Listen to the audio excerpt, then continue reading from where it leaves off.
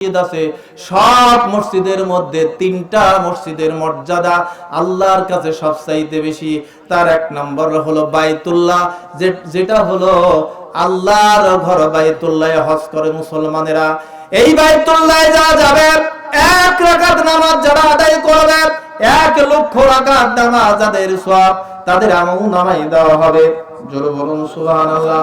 2 নম্বরে যেই মসজিদটা আল্লাহর কাছে গুরুত্বপূর্ণ সওয়াবের উদ্দেশ্যে আপনি যাবেন, সেটি হলো মসজিদুল নববী, যেটা বিশ্ব নবী প্রতিষ্ঠিত করেছেন। মসজিদুল নববীতে কোনো আল্লাহর বান্দা যদি 1 রাকাত নামাজ আদায় করে, তাহলে 50,000 রাকাত নামাজের সমান সওয়াব তার আমলনামায় লিখে দেওয়া হয়। আর 3 নম্বরে যেই গুরুত্বপূর্ণ সওয়াবের জন্য যেই ঘরটি আমার রাব্বুল আলামিন সিলেক্ট করেছেন মুসলিম মিল্লাতের জন্য, সেটি হলো বাইতুল মাকদাস, যেটা হলো জেরুজালেমের এই বাইতুল মাকদাস। এই বাইতুল মাকদাসে আল্লাহর কোন বান্দা যদি 1 রাকাত নামাজ পড়ে, কিতাবের মধ্যে বলা হয়েছে 500 রাকাত নামাজ পড়লে যে সওয়াব হয়, সেই সওয়াব তার আমলনামায় লিখে দেওয়া হয়। জোরে বলুন সুবহানাল্লাহ।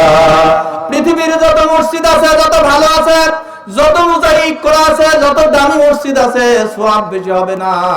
সব মসজিদের সওয়াব সমান সওয়াব, কিন্তু বাইতুল মাকদাস, বাইতুল্লাহ আর মসজিদের নববী, এই তিনটা হলো মুসলমানদের জন্য পবিত্র সওয়াবের জায়গা। জোরে বলুন সুবহানাল্লাহ। এই বাইতুল মাকদাস ওই জায়গা, যেই জায়গায় ৭৫,০০০ নবী রাসূল আগমন করেছেন, যেই জায়গা হযরতে ইব্রাহিম আলাইহিস সালামের কবর রয়েছে, যেই জায়গায় ইউসুফ আলাইহিস সালামের কবর রয়েছে, যেই জায়গায় ইয়াকুব আলাইহিস সালামের কবর ওখানে রয়েছে, হযরতে ইদ্রিস আলাইহিস সালামের কবর ওখানে রয়েছে। এই মুসা আলাইহিস সালামের পদভূমি হলো এই ফিলিস্তিন। এই ফিলিস্তিনের মর্যাদা সম্পর্কে আল্লাহ রাব্বুল আলামিন বলেছেন, তামাম পৃথিবীর যত মাটি আছে, তামাম পৃথিবীর যত জায়গা আছে, সব জায়গার চাইতে ফিলিস্তিনের মাটি হলো বরকতপূর্ণ। জোরে বলুন সুবহানাল্লাহ। ونعوذ بالله من شرور أنفسنا ومن سيئات أعمالنا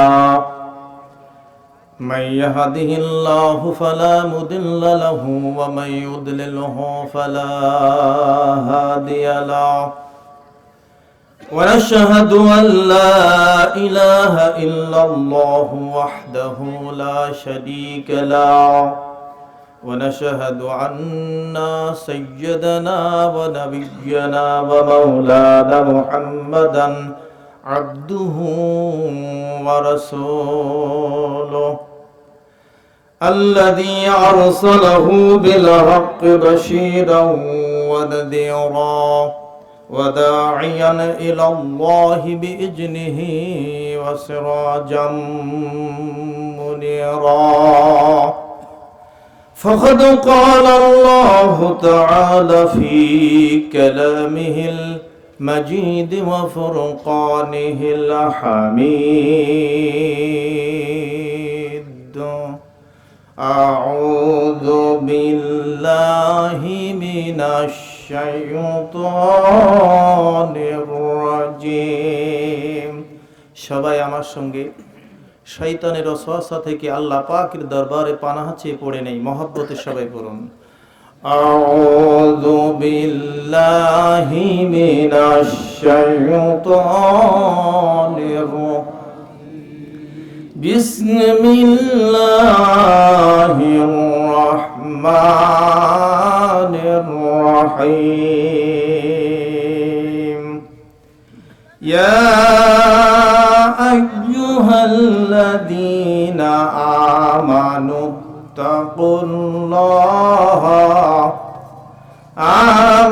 اتقوا الله وكونوا مع الصادقين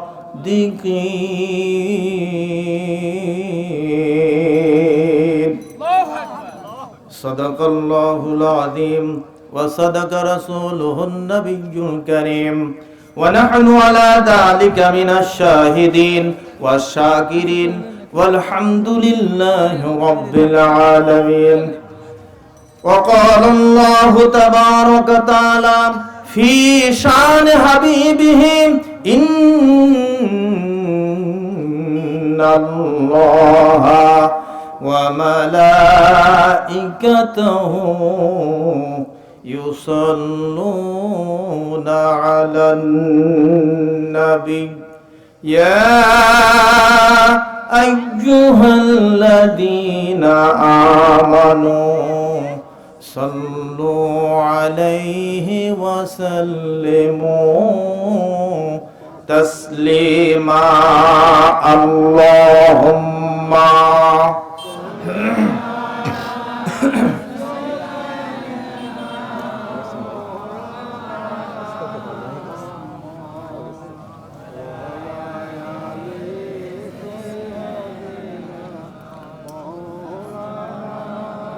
কালিমা পড়ুন লা ইলাহা, প্রাণ খুলে পড়ুন লা ইলাহা ইল্লাল্লাহ, লা ইলাহা, লা ইলাহা। আকাশের বুকে গাইল খতারা, সাগর বুকে ঢেউ পাগল পারা, পাহাড় নদী আর বন বনানি, খোদা তোমার নামের গুঞ্জরানি, লা ইলাহা, লা ইলাহা। ইয়া রহমানু ইয়া আল্লাহ, ইয়া রাহিমু ইয়া আল্লাহ, আল্লাহ আল্লাহ আল্লাহু লা ইলাহা। আরো জোরে লা ইলাহা, লা ইলাহা ইল্লাল্লাহু মুহাম্মাদুর রাসূলুল্লাহ। সবাই বলুন সাল্লাল্লাহু আলাইহি ওয়াসাল্লাম। মাসসাস মুকাররম, সম্মানিত উপস্থিতি, আল্লাহ সুবহানাহু ওয়া তাআলার দরবারে হাজার লাখ কোটি শুকর জ্ঞাপন করছে যে মহান শাহানশাহ রাজাধিরাজ আল্লাহ রাব্বুল আলামিন আমাদেরকে দয়া করে মায়া করে আজকের এই রহিমপুর কেন্দ্রীয় ঈদগাহ ময়দানে আয়োজিত আমাদেরকে বসার সুযোগ করে দিয়েছেন। এজন্য খুশি হয়ে মহব্বতে সবাই মিলে প্রশংসা জ্ঞাপন করে পড়ে নিচ্ছি আলহামদুলিল্লাহ। হাজার লাখ কোটি দরুদ সালাম প্রেরণ করছি ওই নবীর প্রতি যাকে আমি আপনার জন্য আল্লাহ পাক রাহমাতাল লিল আলামিন করে প্রেরণ করেছেন, যাকে তিনি সাইয়্যিদুল মুরসালিন করেছেন, যাকে আল্লাহ রাব্বুল আলামিন খাতিবুন নবিয়্যিন করেছেন। আমি আপনার প্রাণ প্রিয় নবী এবং রাসূল জনাবে মুহাম্মদুর রাসূলুল্লাহ সাল্লাল্লাহু আলাইহি ওয়াসাল্লামের প্রতি। সম্মানিত সুধী, এ পর্বে আমি আপনাদের কাছে জানতে চাই আপনারা সবাই কেমন আছেন। বন্ধু, জি আলহামদুলিল্লাহ, আপনাদের দোয়ায় আল্লাহর রহমতে আমিও ভালো আছি। বন্ধুগণ, সম্মানিত সুধী সমাজ, শ্রদ্ধেয় ব্যক্তিবর্গ, একটি বিষয় মনে রাখতে হবে। প্রশ্ন হতে পারে, তা আমি তো কষ্টে আছি, তাহলে আলহামদুলিল্লাহ কেন বলবো? প্রশ্ন হতে পারে না? আমি রোগাক্রান্ত, অভাবগ্রস্ত, আমি ক্ষতিগ্রস্ত, অবশ্যই আমি বিপদগ্রস্ত আছি, আলহামদুলিল্লাহ বলার মতো অবস্থান আমার নাই, কেন বলবো? প্রশ্ন হতে পারে কিনা বলুন তো? বন্ধুগণ, মুমিনের দুটি হালত, মুমিন ব্যক্তির জন্য দুইটি হালত, দুইটি অবস্থা। কয়টি অবস্থা?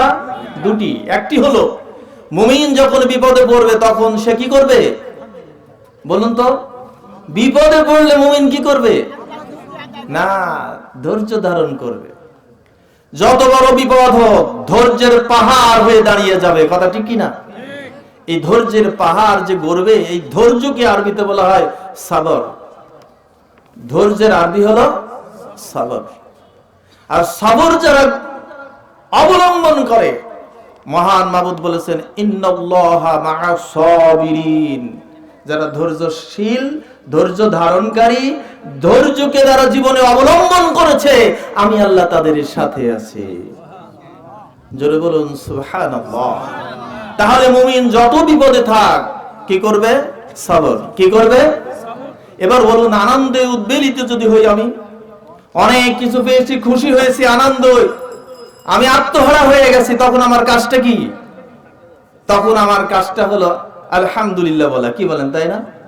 আলহামদুলিল্লাহ, এটা হলো আল্লাহর শুকর।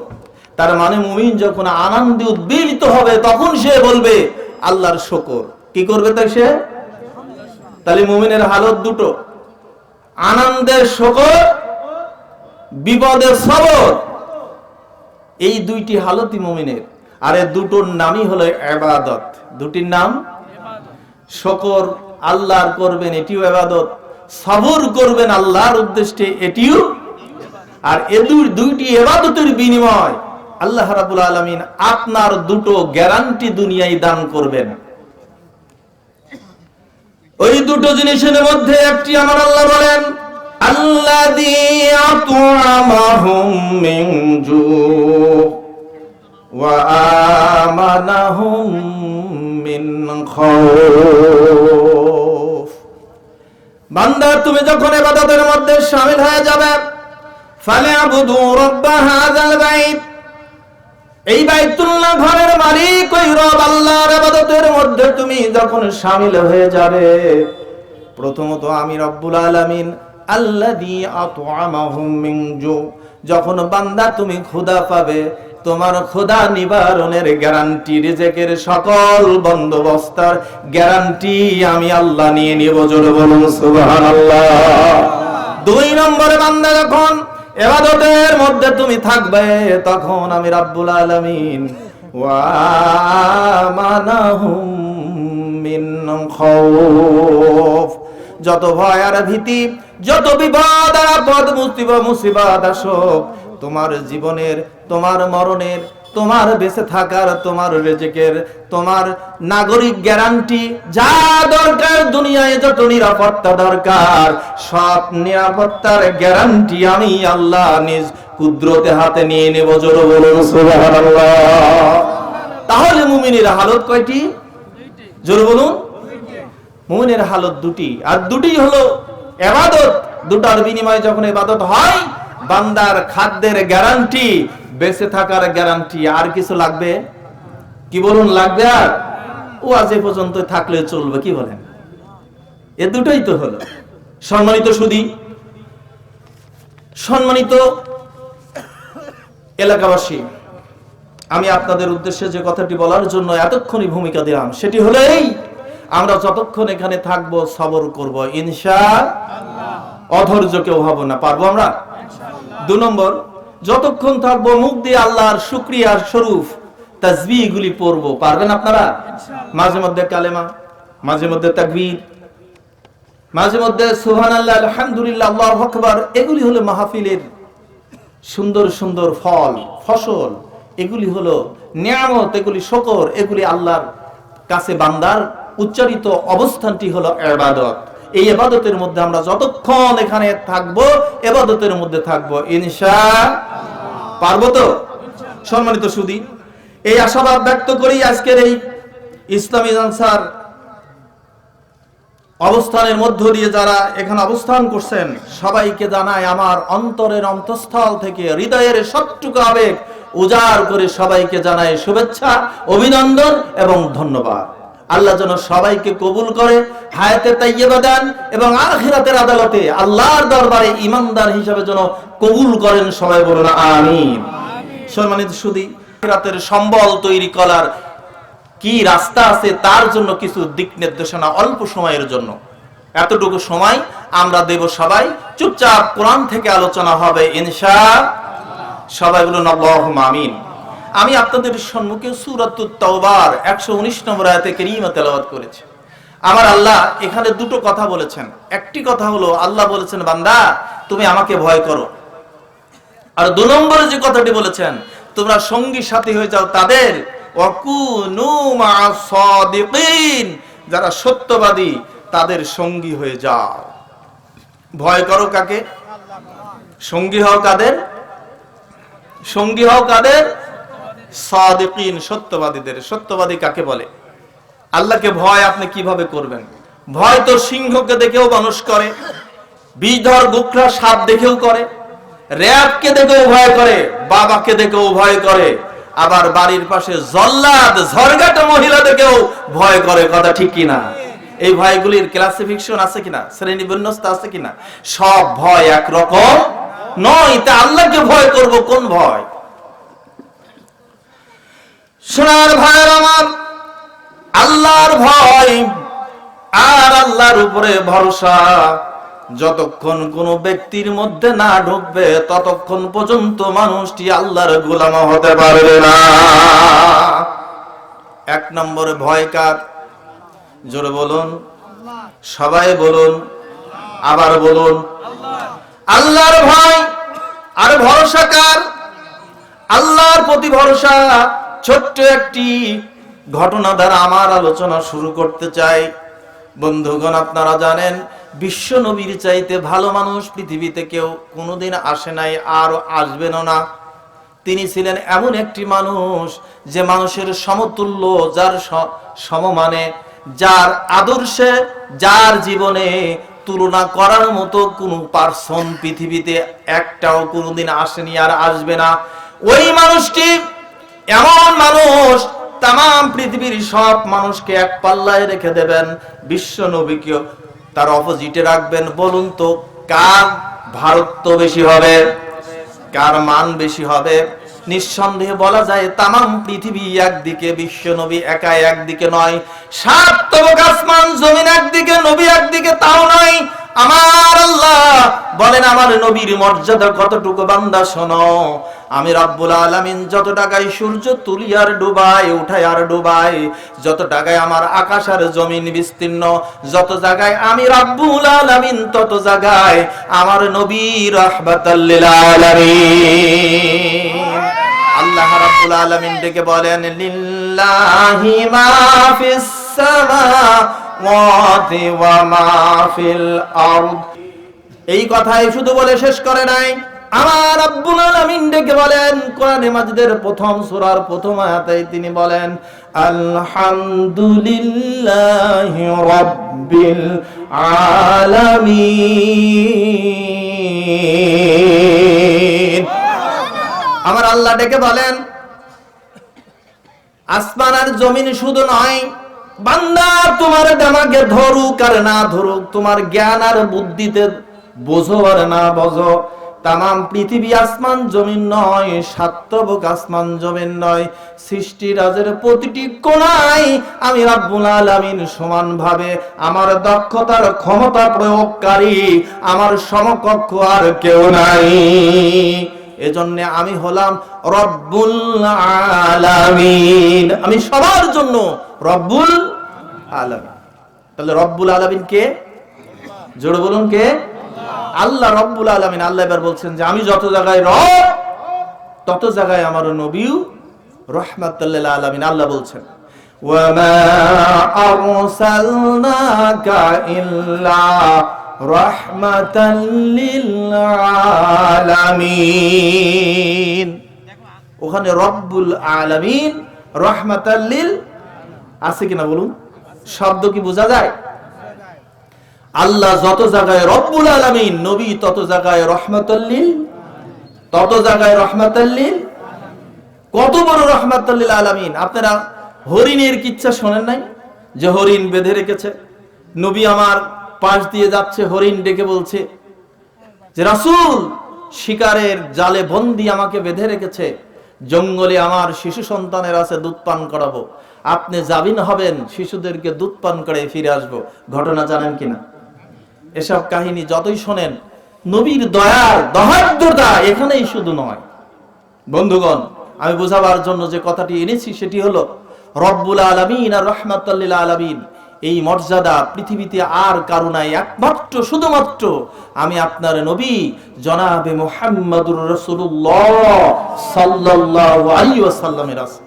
সম্মানিত সুধী, সেই নবীর বরত্ব আর মহত্ব আজকের অবস্থান নিয়ে আমরা একটা জিনিসই বলবো যে আল্লাহকে ভয় করতে হবে কিভাবে, এই নবী আমাদের রাস্তা দেখিয়েছেন। নবী হলেন আমাদের নেতা। নবী আমাদের কি? এই নবী যে আমাদের নেতা, এটা আমাদের কি বলতে আর মানতে কোনো অসুবিধা আছে? কবরে নেতা হবেন কে? কবরেও নেতা হবেন বিশ্ব নবী। হাসরে নেতা হবেন কে? আপনার জীবনের প্রতিটি পরতে পরতে যিনি লিডারশিপ হবেন, লিডার অফ দ্য বস হবেন, যিনি আপনার গাইডলাইন্স দেওয়ার জন্য যিনি আপনাকে গাইডেন্স করবেন, একমাত্র শুধুমাত্র একজনই আছেন পৃথিবীর ময়দানে আল্লাহর পক্ষ থেকে প্রেরিত মহাপুরুষ, তার নাম হলো মুহাম্মাদুর রাসূলুল্লাহ। সবাই বলুন সাল্লাল্লাহু আলাইহি ওয়াসাল্লাম। সম্মানিত সুধী, সেই নবীর মর্যাদা, সেই নবীর আদর্শ, সেই নবীর অবস্থান দিয়েই তো পৃথিবীতে আপনার জীবন গড়তে হবে। কথা ঠিক কিনা? আমি যেটা বোঝাতে চেয়েছি, একটি হলো আল্লাহর ভয়, আর একটি থাকতে হবে কুনু মা'আস সাদিকিন, সত্যবাদীর সাথে, মানে নবীর সাথে আপনাকে থাকতে হবে। নবীর সাথে আপনাকে থাকতে, নবী যা করেছেন আপনার তা করতে হবে, নবী যা করেন নাই আপনি তা করতে পারবেন না। আমার বন্ধুবর আখতারুজ্জামান মিঠু ভাই বলেছেন আপনাদের কাছে যে নবীর তরিকা, আল্লাহর হুকুম, এই দুটো শর্ত যেখানে পূরণ নাই সেখানে কোনো দিন নাই। 100% সঠিক কথা বলেছেন। আল্লাহ ভাই হায়াত বাড়িয়ে দিক, সবাই বলুন আমিন। কেন কি জানেন? হুকুম হবে আল্লাহর, হুকুম হবে কার? তরিকা হবে রাসূলের, তরিকা হবে রাসূলের। বন্ধুগণ, তাহলে আল্লাহকে ভয় করতে হবে কখন, কিভাবে? দেখুন, আল্লাহর ভয় যদি আপনার মধ্যে থাকে আর ভরসা যদি থাকে, পৃথিবীতে কিছু লাগবে না, আল্লাহই আপনার জন্য যথেষ্ট হবে। কথা ঠিক কিনা? ছোট্ট কাহিনী, হযরতে রাসূল করিম সাল্লাল্লাহু আলাইহি ওয়াসাল্লাম একটা মসজিদ বানিয়েছিলেন। সেই মসজিদটি হলো মসজিদুন নববী। তার আগে আর একটা মসজিদ, মসজিদে কুবা তিনি বানিয়েছিলেন। তো মসজিদুন নববীর ঘটনা, মসজিদ বানিয়েছেন, সাহাবারা সব নামাজ পড়তেছে বছরের পর বছর। এই নবী যেখানে মসজিদ নিজে বানিয়েছেন, ওই মসজিদের ইমাম এবং খতিব হলেন বিশ্ব নবী জনাবে মুহাম্মাদুর রাসূলুল্লাহ। তার অধীনে যারা নামাজ পড়েন, আবু বকর, ওমর, উসমান, আলী, তালহা, জুবাইর, বড় বড় বাঘা বাঘা সাহাবারা নামাজ পড়ে। কিন্তু ভাই, এই মসজিদুর নববীর মুয়াজ্জিন হলেন যিনি, তিনি হলেন হযরতে বেলাল রাদিয়াল্লাহু তাআলা আনহু। কথা ঠিক কিনা? আল্লাহর ভয় আর ভরসা বোঝাবার জন্য ছোট্ট ঘটনাটি আমি নিয়ে এসেছি। হযরত বেলাল আজান দেন, উমাইয়া তাকে অত্যাচার করেছে, মুখের উপরে তাকে অত্যাচার করে জিহবা দিয়ে স্পষ্ট কথা বলতে পারে না। এত অত্যাচার উমাইয়া করেছে আল্লাহকে ছাড়াবার জন্য, উটের অথবা ঘোড়ার পায়ের সঙ্গে গায়ের সঙ্গে বেঁধে দিয়ে বেলালকে সারা মরুভূমিতে ঘুরিয়ে নিয়ে এসেছে, পাথর চাপা দিয়েছে, অভুক্ত রেখেছে, তারপরও বেলাল আল্লাহকে বাদ দেয়নি। সুবহানাল্লাহ পড়ে। হযরত বেলাল মসজিদুর নববীর ইমাম। বড় বড় বাঘা বাঘা সাহাবারা বলে, ইয়া রাসূলুল্লাহ, ইয়া হাবিবাল্লাহ, আখির জামানার পয়গম্বর যেখানকার ইমাম, এইখানকার মুয়াজ্জিন হযরত বেলাল। বেলালের দাঁতগুলি ছিল এলোমেলো, চেহারার ভিতরে কোনো মাধুর্যতা নাই। এমন মানুষ দিনের বেলায় খুঁজে পাওয়া যায় এত কুৎসিত আর কালো। বাড়ি তার হাফসার একজন গোলাম, চেহারার সৌন্দর্য তো বলের কথা, বডির গঠনও তার ভালো নাই। তারপরে নিঃস্ব মানুষ, না আছে ঘর, না আছে টাকা পয়সা, না আছে বংশের লোকজন। হযরতে বেলালের কেউ নাই, বেলালের আছে একমাত্র আমার আল্লাহ। অনেক সাহাবী প্রস্তুত হলো, ইয়া রাসূলুল্লাহ, ভালো কণ্ঠে আযান দেওয়ার জন্য আমাদের অনেক মানুষ রয়ে গেছে, কারি আছে, মুহাদ্দিস আছে, মুফাসসির আছে, ভালো যোগ্য দক্ষ মানুষ আছে, বংশীয় কাতারের সম্মানিত ব্যক্তিরা আছে, একজনকে আপনি ইমাম বা মুয়াজ্জিন বানিয়ে দেন। বিশ্বনবী শুনলেন, দীর্ঘদিনের প্রচেষ্টার ফলে তারা একজন মুয়াজ্জিন নিয়োগ দিয়া দিল। আল্লাহর নবী হযরত বেলালকে ডেকে বললেন, বেলাল, তুমি আগামী দিন থেকে আর আযান দেওয়ার প্রয়োজন নাই, আযান দেবে নতুন মুয়াজ্জিন নিয়োগ করা হয়েছে, ওই নতুন মুয়াজ্জিন আযান দেবে। বিশ্ব নবীর দিকে ফালফাল করে হযরত বেলাল তাকিয়ে আছেন, চোখ দিয়ে পানিগুলি টস টস করে পড়ে গেল। বিশ্ব নবীকে কিছুই বললেন না, বের হয়ে চলে গেলেন। মসজিদের নববী থেকে বের হচ্ছেন বেলাল, মসজিদের নববীর দিকে ফিরে ফিরে বারবার তাকাচ্ছেন। চলে গেলেন। একদিন গেল, দ্বিতীয় দিন হযরতে বেলাল রাতের গভীরে গাছের তলে এলাকা ছেড়ে তিনি অরণ্যে গিয়ে গাছের তলে বসে আল্লাহর কাছে বিচার দিচ্ছেন, আল্লাহ মসজিদুল নববীতে আমাকে মুয়াজ্জিন তোমার নবী কেন বানালো? এতগুলি মানুষের সম্মুখে আমি বেলালকে আবার মুয়াজ্জিন থেকে কেন বাদ দিয়ে দিল? আমাকে মুয়াজ্জিন বানাইছে, আবার বাদ দিয়ে দিয়েছে, তার কারণটা কি আমি জানি না। বের হয়ে গেলেন। এদিকে নতুন মুয়াজ্জিন আজান দেয়, কত সুললিত কণ্ঠে, আওয়াজের প্রকম্পিত ধ্বনিতে আকাশ বাতাস মুখরিত হয়। তাকবীরের ধ্বনিতে, আজানের আওয়াজে কলিজা ঠান্ডা হয়ে যায়। কিন্তু রাত্রি পাড়ি জমালো, সারা দিন চলে গেল, রাত্রি পাড়ি জমালো। হযরতে জিবরাইল এসে হাজির, ইয়া রাসূলুল্লাহ, ইয়া হাবিবাল্লাহ, আর আপনার মসজিদুল নববীতে আজান কেন হয় না? বিশ্বনবী বলেন, ভাই জিবরাইল, ইয়া জিবরাইল, তুমি কি বলো? আজান তো হয়, ভালো কণ্ঠেই তো আজান দেওয়া হয়, বেলালের চাইতে সুমধুর কণ্ঠে আজান দেওয়া হচ্ছে, কেন আজান হবে না? আজান তো প্রতি ওয়াক্ত হয়। হযরতে জিবরাইল বললেন, ইয়া রাসূলুল্লাহ, ইয়া হাবিবাল্লাহ, তামাম পৃথিবীর সব মানুষের আজান মসজিদের নববীতে ফুঁকিয়ে দেবেন। আমার আল্লাহ ঘোষণা দিয়েছে, বেলালের আজান ছাড়া কোনো আজান কবুল হবে না। বিশ্বনবী হতচকিত হয়ে গেলেন। হযরতে আবু বকরকে ডেকে বললেন, আবু বকর, হযরতে জিবরাইল তামার কাছে নোটিশ দিয়েছে বেলালের ব্যাপারে, এখন কি সিদ্ধান্ত নিবা? আবু বকর বলে, ইয়া রাসূলুল্লাহ, ইয়া হাবিবাল্লাহ, আর দেরি নয়, বেলালকে এখনই আপনি আজানের পারমিশন দিয়ে দেন। খুঁজতে লাগলো, বেলাল কই, বেলাল কই, কোথাও বেলালকে খুঁজে পাওয়া যাচ্ছে না। হযরত ওমর ফারুক বলতেছেন, বেলাল মনে হয় আমি গতদিনকে এই দিকে যেতে দেখেছি, দেখো দিকে কোথাও আছে। চলে গেলেন। হযরতে বেলালকে খোঁজার জন্য দুইজন সাহাবী চলে গেলেন। গিয়ে দেখেন হযরতে বেলাল হাতটা তুলেছে আসমানের দিকে, চোখের পানি যেন এক মুহূর্ত পড়া বন্ধ হয় নাই, চোখের পানি গড়ে পড়তেছে।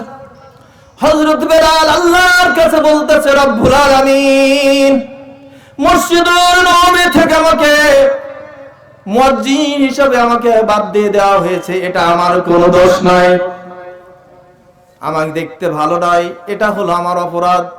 কিন্তু মাবুদ, তুমি বলে দাও, আমার এলোমেলো দাঁতগুলি দেখতে যে খারাপ, অসুন্দর, বেমানান, এইটা আমি বেলাল বানাই নাই, এটা বানাইছো তুমি আল্লাহ নিজে। ও মাবুদ, তোমার বানানো, তোমার সৃষ্টি জীব, তোমার নিজে হাতে বানানো মাখলুকাতকে দেখে যারা ঘৃণা ভরে মসজিদুল নববী থেকে বার করে দেয়, আমি বেলাল তাদেরই বিরুদ্ধে তোমার দরবারে কেস ফাইল করে দিলাম, আমি তোমার দরবারে বিচার দিলাম। কেন করলো এটা? আমার চেহারা দেখতে কালো, কুৎসিত, আমাকে দেখতে ভালো লাগে না। কিন্তু আল্লাহ, তুমি তো জানো বেলালের মনের খবর। বেলাল পৃথিবীর কারোর কাছে কোনোদিন হার মানে নাই, আমার চেহারা নিয়ে গর্ব করি নাই, আমার চেহারার এই অসৌন্দর্য নিয়ে কোনোদিন তোমার কাছে একটাও আমি না শুকরানি অথবা কোনো কমপ্লেইন আমি করি নাই। আর তুমি যা দিয়েছ, এলোমেলো দাঁত, হুস্কো ভুস্কো চুলগুলি, কুৎসিত চেহারা, কালো বর্ণের মানুষ, আমি হাফসি গোলাম, আমার কোনো মনে দুঃখ নাই, আমার কোনো অভিযোগ নাই।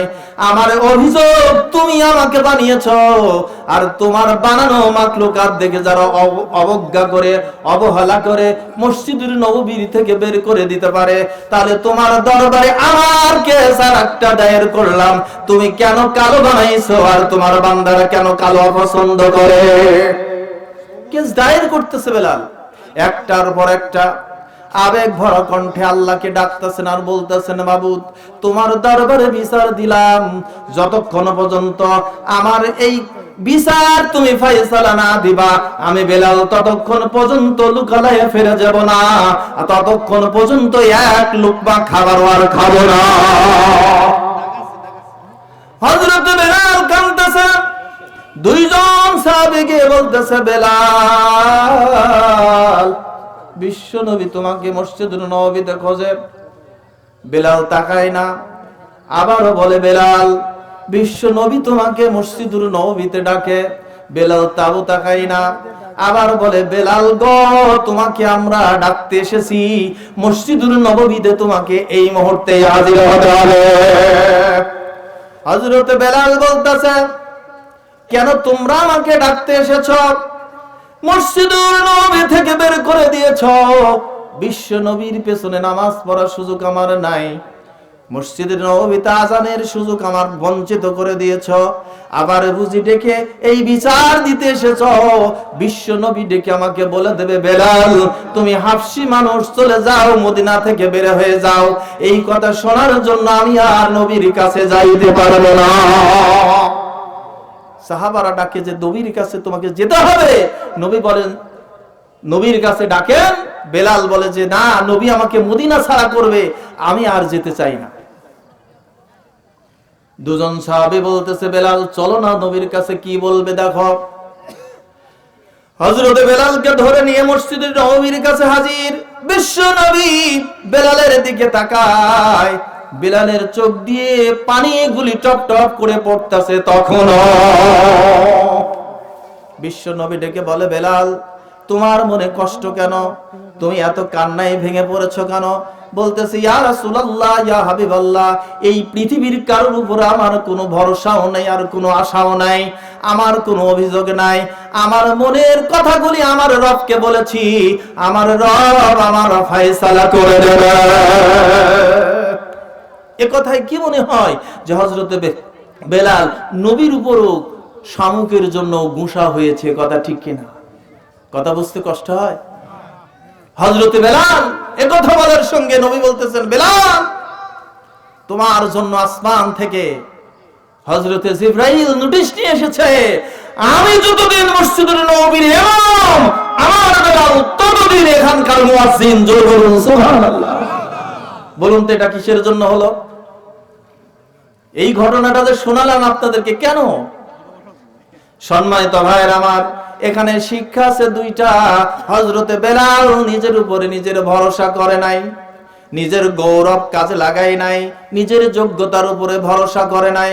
হযরতে বেলাল আল্লাহর কাছে বিচার দিয়েছে, বিশ্বাস তার। বিশ্ব নবীও যদি ভুল করে ফেলে, আমার আল্লাহ ভুল করবেন না, আমার মনের খবর জানবে। আল্লাহর প্রতি অগাধ বিশ্বাস বাড়িয়ে দিয়েছে, আর ভরসাও আল্লাহর প্রতি বাড়িয়ে দিয়েছে যে বিচার দিলাম আমার রবের কাছে, আমার রব এর ফয়সালা করে দেবে। বেলাল দুটো কাজ করেছে। কয়টা? জোরে বলেন কয়টা? আপনারা যে আওয়াজ দিচ্ছেন না, কষ্ট পাচ্ছেন? বেলাল কয়টা জিনিস ভরসা করেছে? দুইটা। একটা হলো আল্লাহর প্রতি বিশ্বাস, আর একটা হলো আল্লাহর প্রতি ভরসা। আশার ভরসা নেই, আল্লাহর জন্য দাঁড়িয়ে গেছে। আমার আল্লাহ মসজিদুল নববীতে বিশ্ব নবীর কাছে আবার বেলালকে সেটেল পয়েন্টে আগায় দিয়েছে কিনা বলেন? আবার মুয়াজ্জিনের চাকরি হলো কিনা? কিসের জন্য হলো? বংশের কারণে? যোগ্যতার কারণে? কারণ ছিল একটি, বিশ্বাস আল্লাহর উপরে, ভরসা আল্লাহর উপরে। বন্ধু, আপনি যদি আল্লাহর উপরে বিশ্বাস আর ভরসা যদি মজবুত করতে পারেন, আজও এই পৃথিবীতে আল্লাহ আপনার উপরে রহমত নাজিল করতে পারেন। কথা ঠিক কিনা? তা আমরা আল্লাহর উপরে বিশ্বাস আর ভরসা বাড়াতে পারবো? জোরে বলুন পারবো? না, আমরা বিশ্বাস করি যে চাকরি যদি না থাকতো আমাকে খাওয়াই তোকে, বলি কিনা বলুন? বাঁচলাম চাকরিটা থাকলো বলে। চাকরিটা যদি আমার না থাকতো তাহলে মরে একবারে আমি শেষ হয়ে যেতাম। মুসলমানের এই আকীদা হওয়া ঠিক নয়।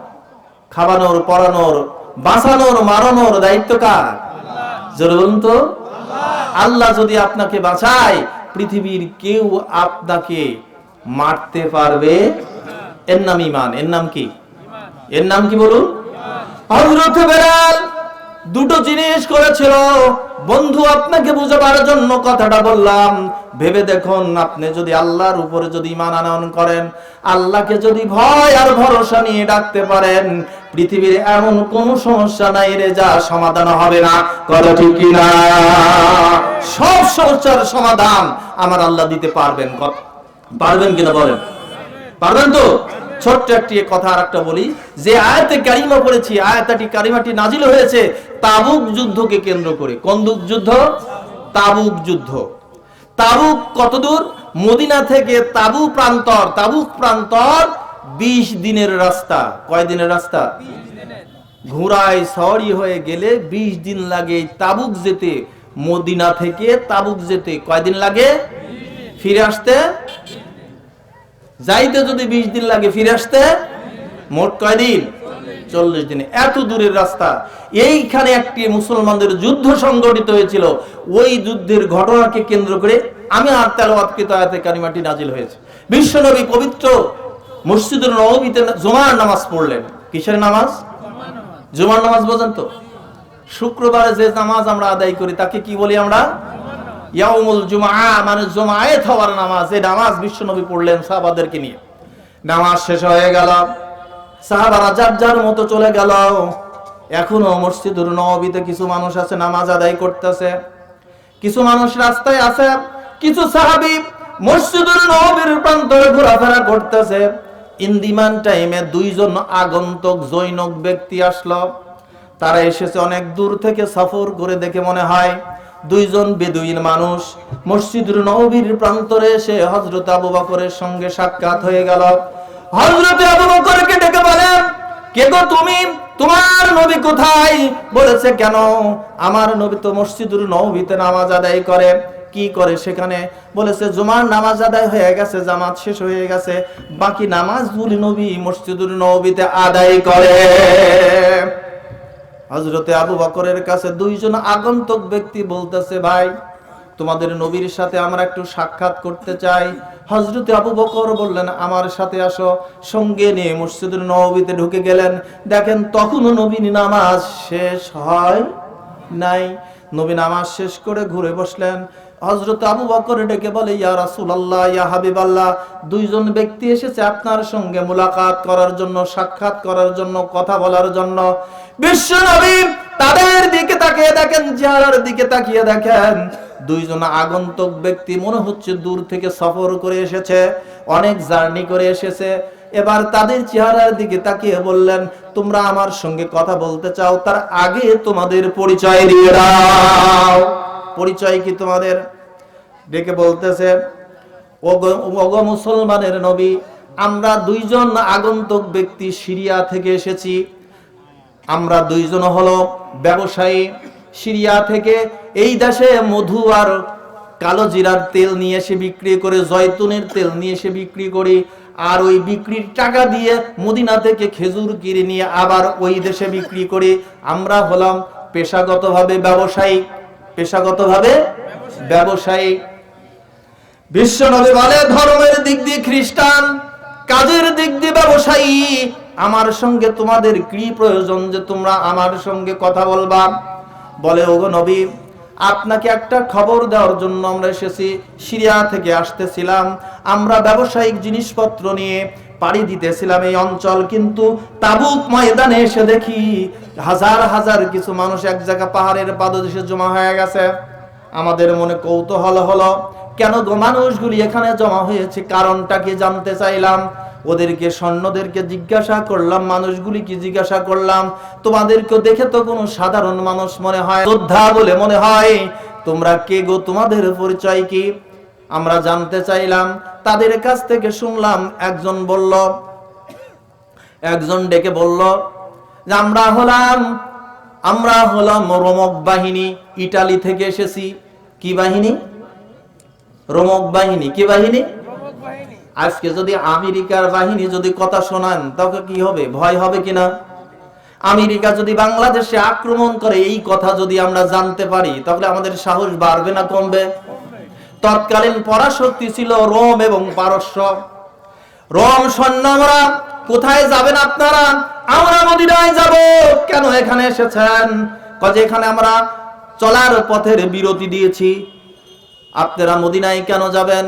মদিনায় এই জন্য যাব, মক্কা থেকে একজন মানুষ মদিনায় গেছে, যিনি আমাদের ধর্মের উপরে প্রলেপ দিয়া নতুন ধর্মের দাওয়াত দিচ্ছে, এবং তারা নাকি মক্কা থেকে মদিনায় আসার পরে এদেশে কত বড় শক্ত ঘাঁটি গেড়েছে, এই মানুষগুলিকে আমরা খতম করে দেব। কি করে দেব? বলে যে কেন খতম করবে? যে এদেরকে যদি মদিনায় এখনই যদি সূচনা লগ্নে শেষ করে না দেওয়া যায়, তাহলে আমাদের ধর্মের কোনো অস্তিত্ব রাখবে না এবং আমাদের প্রভাব আর প্রতিপত্তি সমাজ থেকে চলে যাবে। এই জন্য আমাদের সরকার, আমাদের রোম সম্রাট 40,000 সৈন্যবাহিনী নিযুক্ত করেছে। 40,000 সৈন্যবাহিনীর সমস্ত রসদপত্র, খাদ্য আদি সবকিছু আমাদের কাছে জমা দিয়ে দিয়েছে। আমাদের এক একজনের অগ্রিমে 1 বছরের বেতন পর্যন্ত পরিশোধ করে দিয়েছে। আমরা রওনা দিয়েছি মদিনার প্রান্তরে। 5,000 সৈন্য এখানে হাজির হয়েছি, পেছনে আরো 35,000 সৈন্য আসতেছে। মোট 40,000 সৈন্য নিয়ে মদিনাকে আমরা অ্যাটাক করব, আর এই নতুন ধর্মের মানুষগুলিকে জনমের মতে মাটির সঙ্গে মিশায়া দেব। দুইজন ব্যক্তি রাসূলের কাছে এই কথাগুলি বললেন, ইয়া রাসূলুল্লাহ, এই হলো খবর, আপনাদেরকে আক্রমণ করার জন্য তারা তাবুক পর্যন্ত চলে এসেছে, এখন কি করবেন দেখেন। বিশ্ব নবী চিন্তা করে দেখলেন, মদিনার রাষ্ট্রের এই মাত্র সূচনা করেছি, সূচনা লগ্নেই যদি আমার রাষ্ট্রটাকে যদি এত বড় বাহিনী, শক্তিশালী এবং নামকরা প্রভাবশালী রোম এবং পারস্য, সেই রোম বাহিনীরা আসতেছে, নিশ্চয়ই তাদের মোকাবেলা করার মতো ক্ষমতা আমার হবে না, আমার রাষ্ট্র মাটির সঙ্গে মিশে যাবে। নবী চিন্তা করে কুল পাচ্ছেন না, ভেবে চিন্তে কি করা যায়। হযরত রাসূল কারীম সাল্লাল্লাহু আলাইহি ওয়াসাল্লাম আবু বকরকে বললেন, আবু বকর, এই দুইজন লোক যে কথা বলল তুমি শুনলা, এবার বলো করব কি? আবু বকর, দুইজন যা বলে তুমি শুনলে, এখন করা যাবে কি বলো? হযরত আবু বকর বলে, ইয়া রাসূলুল্লাহ, সিদ্ধান্ত আপনার, যা বলবেন আবু বকর তা করার জন্য প্রস্তুত। জোরে বলুন সুবহানাল্লাহ। বলল, আবু বকর জলদি যাও, যারা নামাজ পড়ে বাড়ি চলে গেছে তাদেরকে ডেকে আনো, রাস্তায় যারা আছে ফিরাও, সব মানুষগুলিকে মসজিদে নববীতে হাজির করে দাও, জরুরি মিটিং করো। এই রোম সৈন্যের বিরুদ্ধে যদি যুদ্ধের প্রস্তুতি না নেওয়া যায়, তাহলে বড্ডই আমরা ক্ষতিগ্রস্ত হয়ে যাব। মসজিদে নববীতে সাহাবারা হাজির হয়ে গেল। না নবী ডাকলে আসে না এরকম? নবী ডাকলে সাহাবারা আসতো না পালাতো? শুধু আসতো না, জীবন দিত। হযরত রাসূল কারীম সাল্লাল্লাহু আলাইহি ওয়াসাল্লাম ডেকেছেন, সাহাবারা হাজির। এবার সব আলোচনার টেবিলে কথাগুলো তোলা হলো। হযরত ওমর ফারুক ডেকে বলতেছেন, ইয়া রাসূলুল্লাহ, ইয়া হাবিবাল্লাহ, আপনি যে খবর শুনেছেন কার থেকে শুনলেন? বলেন, দুইজন জৈনক খ্রিস্টানের থেকে। হযরত ওমর ফারুক বলে, ইয়া রাসূলুল্লাহ, ইয়া হাবিবাল্লাহ, আল্লাহ তো আগেই নোটিশ দিয়ে আপনাকে জানিয়ে দিয়েছেন, কোন মুনাফিক এবং ফাজিল লোকের কথা বিনা তদন্তে বিশ্বাস করা যাবে না। তাহলে ঘটনা সত্য না মিথ্যা একটু যাচাই করা দরকার। কি করা দরকার? যাচাই করা দরকার। বিশ্ব নবীও ভেবে দেখলেন, তাই তো। সাহাবাদেরকে বললেন যে তোমরা সবাই মতামত দাও, কি করা যায়? বলল, ইয়া রাসূলুল্লাহ, ইয়া হাবিবাল্লাহ, 1000 সৈন্যের মোকাবেলা করেছে 313 দম দিয়ে, 3000 সৈন্য দিয়ে 10,000-এর মোকাবেলা আমরা করেছি, 10,000 সৈন্য দিয়ে আমরা 27,000 সৈন্যের উপরে জয়ী হয়েছি। আমাদের যুদ্ধে যেতে কোনো বাধা নাই, কিন্তু খবরটা আগে শিওর হওয়া দরকার। এবার কি করা যাবে? সিদ্ধান্ত তাই, খবর না দিয়ে তো দৌড়ানো যাবে না। ভাইয়েরা আমার, আমি যে কথাগুলি বলতেছি, কথাগুলি নিতান্তই কোনো গল্প নয়, ইতিহাস নয়। কোরআনে মাজিদের সূরাতুত তাওবা 119 নম্বর আয়াতে কারিমারে নাজিলের প্রেক্ষাপট। আল্লাহর রাসূল অর্ডার দিলেন, এবার সবাই সিদ্ধান্ত দিল খবরটা যাচাই করা দরকার। কি করে খবর যাচাই করবে? বিশ্ব নবী বললেন, একজন দূত পাঠাতে হবে, একজন খবর আনার জন্য তাবুক ময়দানে যাইতে হবে। কে তুমি যাইবে গো? তোমাদের মধ্যে তাবুক প্রান্তরে কে যাবে? এই সঠিক খবর আনার জন্য তোমরা এবার আমাকে পরামর্শ দাও। হযরত খালিদ বিন ওলীদ দাঁড়িয়ে গেলেন, ইয়া রাসূলুল্লাহ, আমি যাব। হযরত আলী কাররামাল্লাহু ওয়াজহু দাঁড়িয়ে গেলেন যে, ইয়া রাসূলুল্লাহ, 22 বছরের যুবক আলী এখন প্রস্তুত, আমাকে পাঠান। আরো কয়েকজন দাঁড়িয়ে গেলেন যে খবরের সত্যায়ন যাচাইয়ের জন্য আমি যাব। শেরে খোদা আলী দাঁড়িয়ে বলে, ইয়া রাসূলুল্লাহ, ইয়া হাবিবাল্লাহ, যে কয়জন খবর আনার জন্য রেডি হয়েছে, আমি আলী আমার উপরে আস্থা রেখে বলতে পারি ওদের চাইতে 3 গুণ আগে কোন সময়ে আমি খবর এনে দেবো। বলে কিভাবে? বলে তাবুক যেতে সময় লাগে কয়দিন মনে আছে?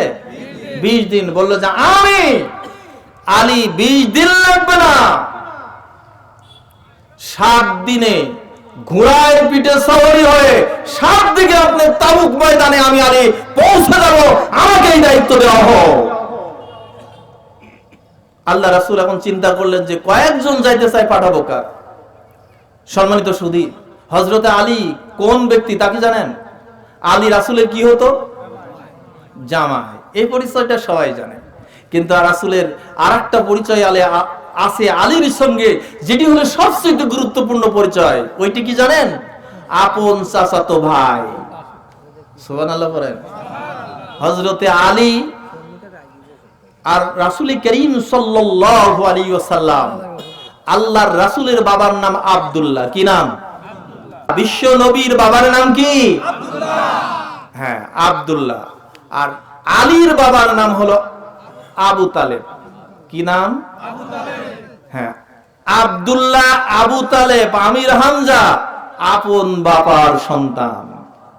এক বাবার 10টা সন্তান। আল্লাহর রাসূলের বাবারা কয়জন ছিল? 10 জন ছিলেন। 10 1 আব্দুল মুতালিব, বিশ্ব নবীর দাদার নাম।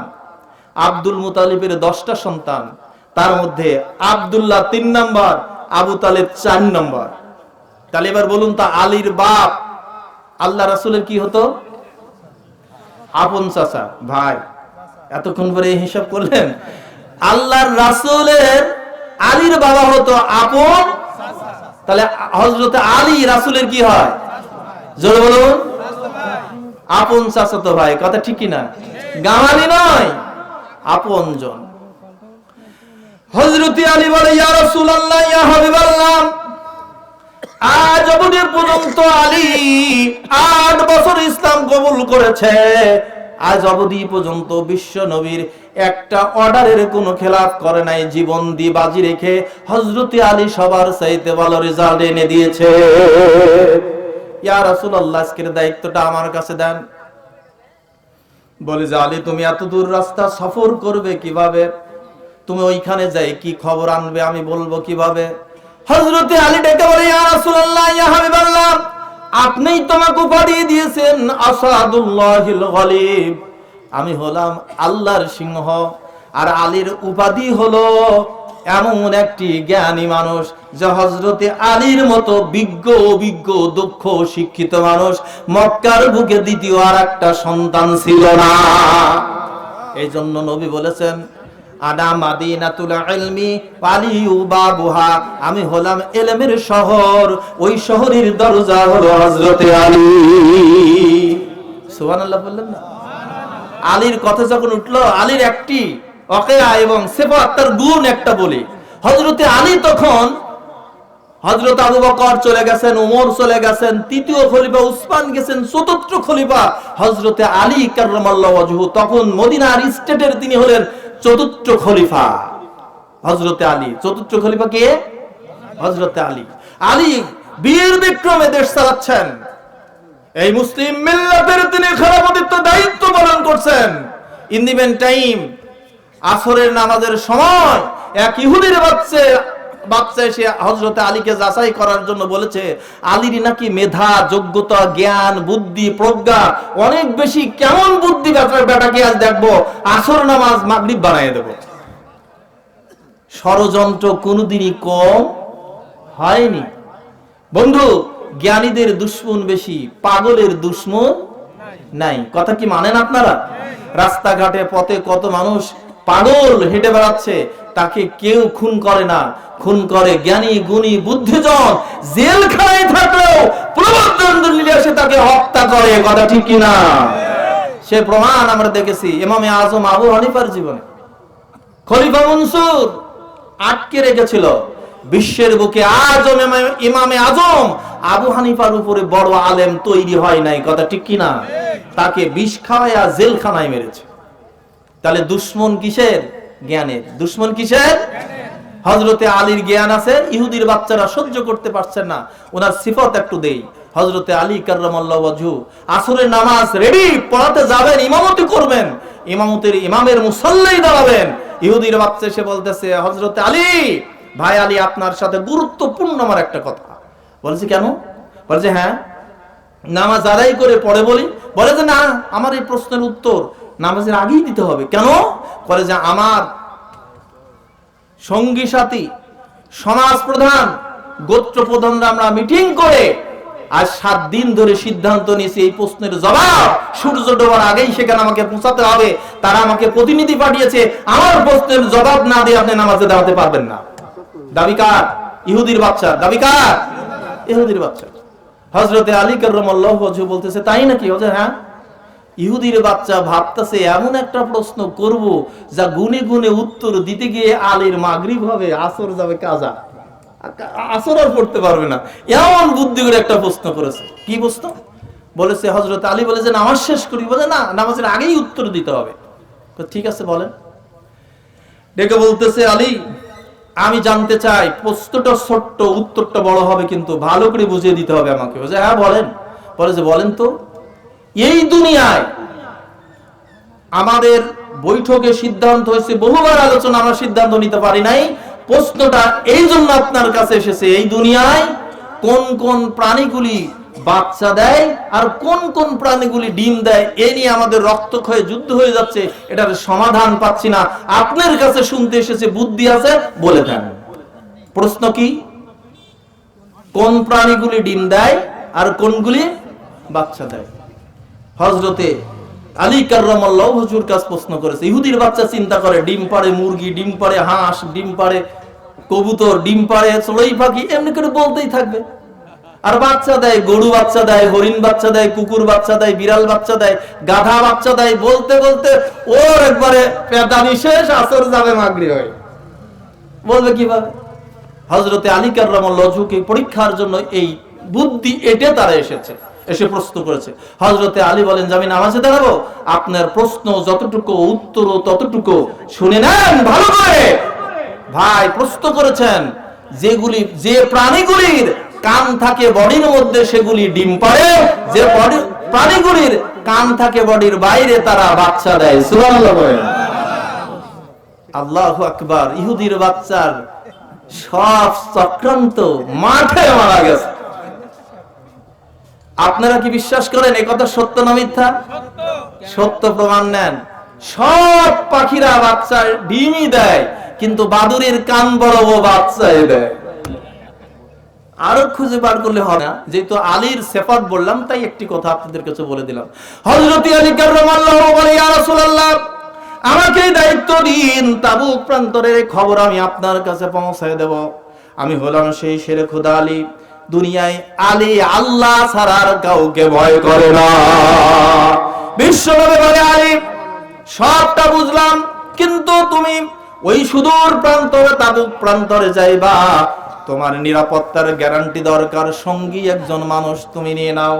বলি ইয়া রাসূলুল্লাহ, ইয়া হাবিবাল্লাহ, আলীর সঙ্গে কাউকে লাগবে না, আলী বাঘের বাচ্চা, একাই 100। আলী বলে যে আমি একাই 100, আমার কেউ লাগবে না। বিশ্বনবী বলে, আলী তবু তো সফরের জন্য একজন সঙ্গী রাখা সুন্নাহ, তুমি একজনকে সঙ্গে নিতে পারো। ডেকে বলতেছি, ইয়া রাসূলুল্লাহ, ইয়া হাবিবাল্লাহ, আমার ঘোড়ার লেকাম ধরার জন্য যে চাকরটা যাবে, যে গোলামটা যাবে, ওই গোলামটাই আমার জন্য সফরের সুন্নাহ আদায় করবে। জোরে বলুন সুবহানাল্লাহ। সবাই মিলে হযরতে আলীকে এই সিদ্ধান্ত নিলাম। এবার হযরতে আলী রওনা দেবেন তাবুক প্রান্তরে খবরের সত্যতা যাচাই করার জন্য। আল্লাহ রাব্বুল আলামিন কত সুন্দর করে পৃথিবীর মানুষকে শর্টকাটে বুঝিয়ে দিয়েছেন। বন্ধুরা আমার, হযরতে আলী খবর আনার জন্য যাবেন।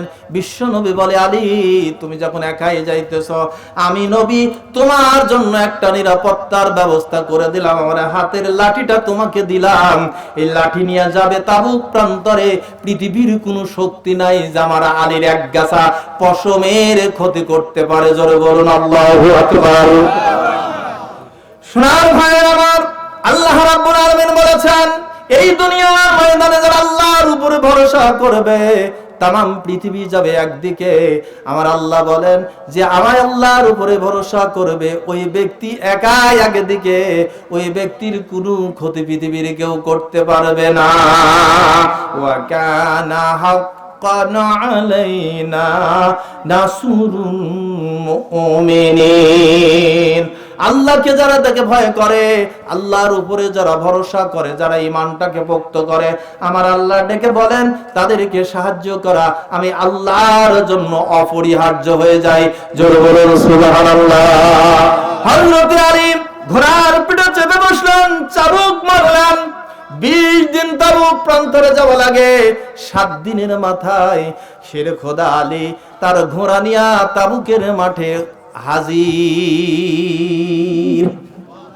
হযরতে আলী যেখানে সৈন্যরা মোতায়েন আছে তার থেকে কিছু দূরে তিনি ঘোড়াটাকে ব্রেক করে দিলেন, ওখান থেকে নামলেন। এবার ওই তার চাকরটাকে আর ঘোড়াটাকে হাতের লাঠিটা দিয়ে লম্বা একটা দাগ দিলেন চতুর্দিকে। দাগ দিয়ে এবার ঘোড়ার চাকরটাকে বললেন, সাথী ভাই আমার, ঘোড়ার লাগাম ধরবা, আর এই যে দাগ দিলাম চতুর্দিকে এই দাগের মধ্যেই অবস্থান করবা। একমাত্র আজরাইল ছাড়া পৃথিবীর কোন শক্তি তোমার ক্ষতি করতে পারবে না। জোরে বলুন সুবহানাল্লাহ। ঈমান কি ভাবুন তো বন্ধু, আমার এই ঘটনা থেকেই আপনারা হেদায়েত পেতে পারেন। এটা গুরুত্বপূর্ণ একটি ঘটনা, যে ঘটনার মধ্যেই হেদায়েত আছে। সুবহানাল্লাহ বলেন, জোরে বলুন সুবহানাল্লাহ। লা ইলাহা, আরো জোরে লা ইলাহা, আরো জোরে লা ইলাহা। ইয়া সাত্তারু ইয়া আল্লাহ, ইয়া জাব্বারু ইয়া আল্লাহ, আল্লাহ আল্লাহ আল্লাহু লা ইলাহা। জোরে পড়ুন লা ইলাহা, লা ইলাহা, লা ইলাহা ইল্লাল্লাহু মুহাম্মাদুর রাসূলুল্লাহ। সবাই বলুন সাল্লাল্লাহু। হযরত আলী ঘোড়ার চাকরকে রেখে তিনি রওনা দিলেন। এবার রোমক সৈন্যের মধ্যে তিনি চলে গেলেন, গিয়ে দেখেন সত্যি তাই, বেদুইনরা, ব্যবসায়িকরা, বণিকেরা যা খবর দিয়েছে 100 ভাগ খবরটা সত্য। 100 ভাগ সত্য। তিনি সৈন্যের মধ্যে চলে গেলেন, কে বলেন কেন তোমাদের এখানে অবস্থান, কেন কোথায় যাবে? বলে যে আমরা মদিনায় যাব। নতুন ধর্মের যে দাওয়াত দেয় তাদেরকে 12টা বাজাতে নাস্তানাবুদ করার জন্য, মাটির সঙ্গে তাদের মিশিয়ে দেওয়ার জন্য আমাদের সরকার আমাদেরকে পাঠিয়েছে। হযরতে আলী চিন্তা করলেন সাধারণ সৈনিকের সঙ্গে কথা বলে তো মূল তথ্য পাওয়া যাবে না। হযরতে আলী বললেন, তোমাদের কমান্ডার ইন চিফ, সেনাপ্রধানকে, তোমাদের সেনাপতি বাহিনীর সেনাপ্রধানকে, সেনাপতির কাছে আমাকে নিয়ে চলো। বলে যে সেনাপতি শিবিরে ঘুমাচ্ছে, সেখানে নিয়ে যাও। সঙ্গে করে নিয়ে এবার হাজির করা হলো সেনাপতির কাছে। সেনাপতিকে ডেকে তোলা হলো, বলে যে একটা যুবক ছেলে এসেছে আপনার সঙ্গে কথা বলবে। হযরতে আলী সেনাপতির কাছে বসেছেন। সেনাপতি ঘুম থেকে উঠে বলে, কে গো যুবক, তুমি কি বলতে চাও? বলেছে, আপনি কি এই বহরের সেনাপতি? বলে যে হ্যাঁ। আপনার বাড়ি কোথায়? বলে যে আমার বাড়ি বলার আগে বলো তুমি আগন্তুক যুবক কোথায় থেকে এসেছো? হযরতে আলী বলে, আমার পরিচয় সব দিব, আমি আগে প্রশ্ন করেছি, জবাবটা আগে আপনাকে দিতে হবে। হযরতে আলী বলে, আপনি কোথায় যাবেন, আপনাদের মূল মিশনটা কি আমাকে জানান। এবার সেনাপতি ওই ঘটনাটাই বলল যে আমাদের রোমক বাহিনী 40,000 সৈন্য বাহিনী মদিনাকে আক্রমণ করার জন্য পাঠিয়েছে। আমাদের রাষ্ট্রপ্রধান 1 বছরের বেতন ভাতা অগ্রিম পরিশোধ করে দিয়েছে। 5,000 সৈন্য নিয়ে আমরা এখানে অবস্থান করছি, পেছনে আরো 35,000 সৈন্য আসতেছে। একযোগে মদিনায় 40,000 সৈন্য আক্রমণ ঘটানো হবে। হযরতে আলী বলেন, তাহলে শুনুন, আপনাদের যেই কথা আর যা কাজ দেখতাছি তা তো মিল পড়ে না। বলে যে কেমন? বলে যে এই জন্যে আপনারা তাবুক প্রান্তরে এসেছেন, তাবুক থেকে মদিনা কত দূরে? বলে যে অনেক দূরে। গেছেন কোনোদিন? বলে যে না, মদিনা চেনেন না, চিনি না। মদিনার অলিগলি রাস্তা কি কোনোদিন দেখেছেন? বলে যে না, তাও দেখি নাই।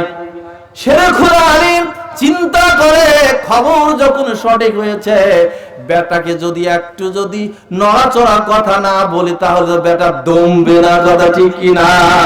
বাঘের বাচ্চা হযরত আলী চিন্তা করেছে তোর বাবাটাও খবর আনতে গেছে, খানিকটা দিয়েই যাব। পরিকল্পনাটা মুসলমানের, ইমানদারের, আল্লাহর যারা সৈনিক হবে তাদের অহংকার এরকমই হতে হয়। কথা ঠিক কিনা? হযরতে আলী চিন্তা করলেন কি করে ওকে বোঝানো যায়। বলতেছে, সেনাপতি আপনি কি কোনোদিন মদিনায় গেছেন? বলেছে না, যাইনি। বলে সর্বনাশ, মদিনার অলিগলি এত গোপন রাস্তা, আপনার 40,000 সৈন্য যদি মদিনায় পাঠান অলিগলিতে হারিয়ে যাবে, খুঁজেই পাবেন না। বলে বেটা তুমি বলোটা কি? বলে যে হ্যাঁ, আমি যা বলতেছি সত্য। তো বলো ঠিক আছে, আপনারা যাবেন, যান মদিনাতে, আমার কোনো অসুবিধা নেই। সেনাপতি বলতেছে আমাদের রাহবার আছে, রাস্তা চিনাবার লোক আছে। হযরতে আলী বলে আপনি যাদের বিরুদ্ধে যুদ্ধ করতে যাইতেছেন এদের অতীত ইতিহাস কি জানা আছে? কোনদিন কি এদের সঙ্গে যুদ্ধ করেছেন? দুই একটা যুদ্ধ কি এদের সাথে করেছেন? সেনাপতি বলেছে না, আমরা নাম শুনেছি কিন্তু যুদ্ধ করি। হযরতে আলী বলে সর্বনাশ, মক্কার বাঘা বাঘা নেতারা এদের কাছে ধরাশায়ী। আবু জেহেল নাই, উতবা নাই, আবু লাহাব নাই, বড় বড় বাঘা বাঘা সৈন্যগুলি নয়, বিশ্ব মরুল গুলিকে এরা মাটির সঙ্গে মিশায়া দিছে। বলে যে যুবক তুমি বলো কি? বলে হ্যাঁ, এটাই শুধু নয়, আপনি কি কোনোদিন যুদ্ধের কলা কৌশল তাদের দেখেছেন? বলে যে না, দেখি নাই। বলে যে আপনাদের যে সৈন্য বাহিনী 40,000, এবার সেনাপতি ভয় পেয়ে বলতেছে বেটা আগে তোমার পরিচয় দাও, চটাং চটাং বড় করে কথা বলো, এত সাহস পাও কি করে? তাকিয়ে দেখো 5,000 সৈন্য এখন রেডি, তো সব মিলে যদি তোমাকে আক্রমণ করে তোমার কি হবে ভাবছো? এই বেটা তুমি কি ভাবছো এই সৈন্য বাহিনী যদি ক্ষেপ্ত হয়, তুমি এত চটাং চটাং কথা বলো, সাহস পাও কোথাও? তুমি কি ওই গ্রুপের কেউ যে আমাদের কাছে সে ভয় দেখাও? হযরতে আলী বলে ধরে নিতে পারেন আমি ওই গ্রুপের কেউ, তা নয়, আমি নিরেট সত্যটাই আপনাকে বলতেছি। শুনুন, আপনি যে 5,000 সৈন্য 40,000 সৈন্য দেখাচ্ছেন, আপনি কি জানেন ওরা 300 জন দিয়ে 1000 জনকে দুনিয়ার ময়দানে ধরাচারি করে দিয়েছে? তার খবর কি রাখেন? বলেছে না। বলে 1000 সৈন্য দিয়ে ওরা 1000 সৈন্য দিয়ে ওরা 10,000 সৈন্যকে পরাজিত করেছে। তুমি কি জানো যে ধর্মের অনুসারী তারা তারা পৃথিবীর ময়দানে সংখ্যায় বিশ্বাস করে না, কারোর উপরে ভরসা করে না, এরা ভরসা করে আসমানের শক্তির উপরে। ওরা ইমানের বলে বলিয়ান, ওদের কাছে পৃথিবীর কোন সংখ্যা নিরূপণ করা যায়। বলে যুবক তুমি বলো কি? বলে যে হ্যাঁ, যাই দেখো না। বলে যে যুবক এতক্ষণ তুমি বড় বড় কথা বলেছ, তুমি তাকিয়ে দেখেছ, তোমার যদি ওই গ্রুপের হয়ে থাকো, এখন অ্যাটাক করলে তোমাকে জিন্দেগিতে আর ফেরত যাওয়া মদিনাতে সম্ভব হবে না। শেরে খুদা আলী বলে আমার নাম হলো শেরে খুদা আলী আসাদুল্লাহিল গরিব। আমি আমার এই লাঠি নিয়ে ঘোষণা দিলাম আপনার 5,000 সৈন্যবাহিনী আমার ডান হাত লাগবে না, বাম হাতের কাছেই খতম। সাফাবাজি দেখছেন? এই জন্য সৈনিকদের বড় মুচ রাখা জায়েজ আছে, সৈনিকদের বড় মুচ রাখা জায়েজ আছে।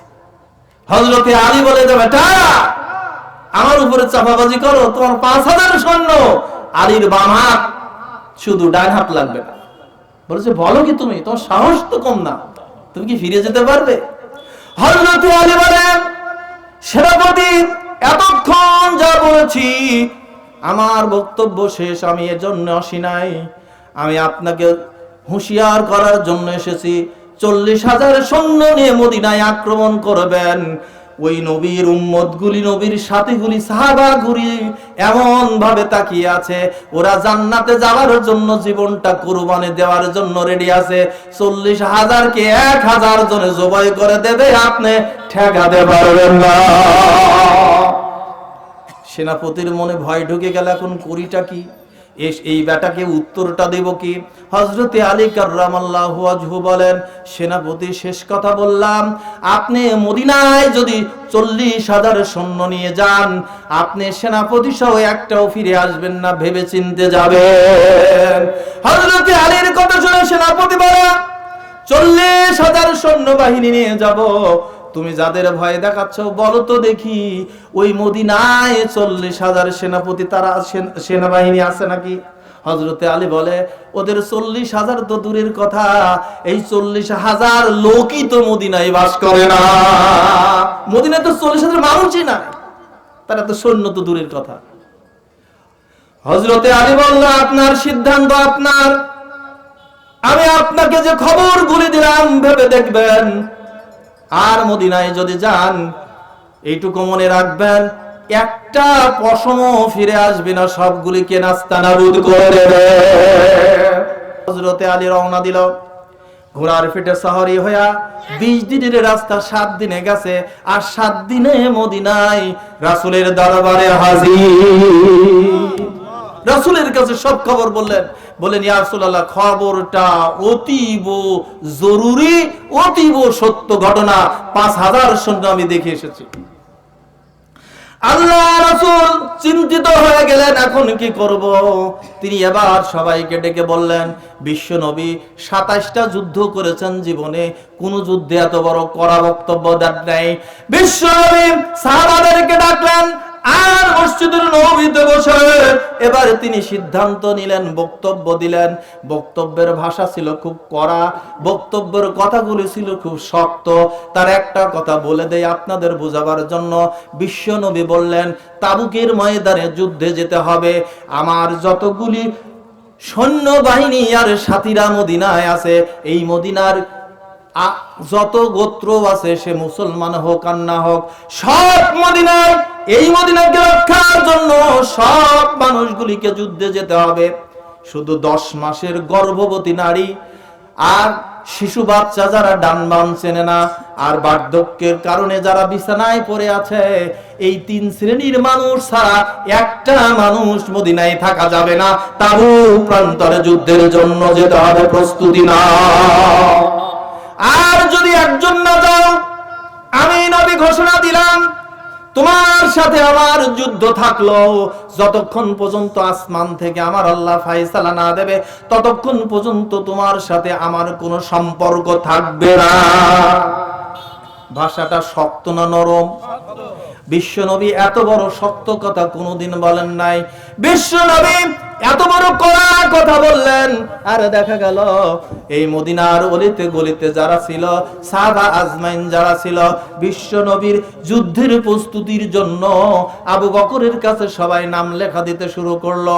এই একটা কড়া ভাষণের কারণে মদিনায় বিশ্ব নবীর তাবুক যুদ্ধে 1-2 নয়, সব মহিলা আর নারী পুরুষ সবাই নাম লেখায়া দিয়া 128,000 লোকজন তাবুক যুদ্ধে যাওয়ার জন্য নাম লিখে দিল। কয় হাজার? জোরে বলুন। কষ্ট পাচ্ছেন আপনারা?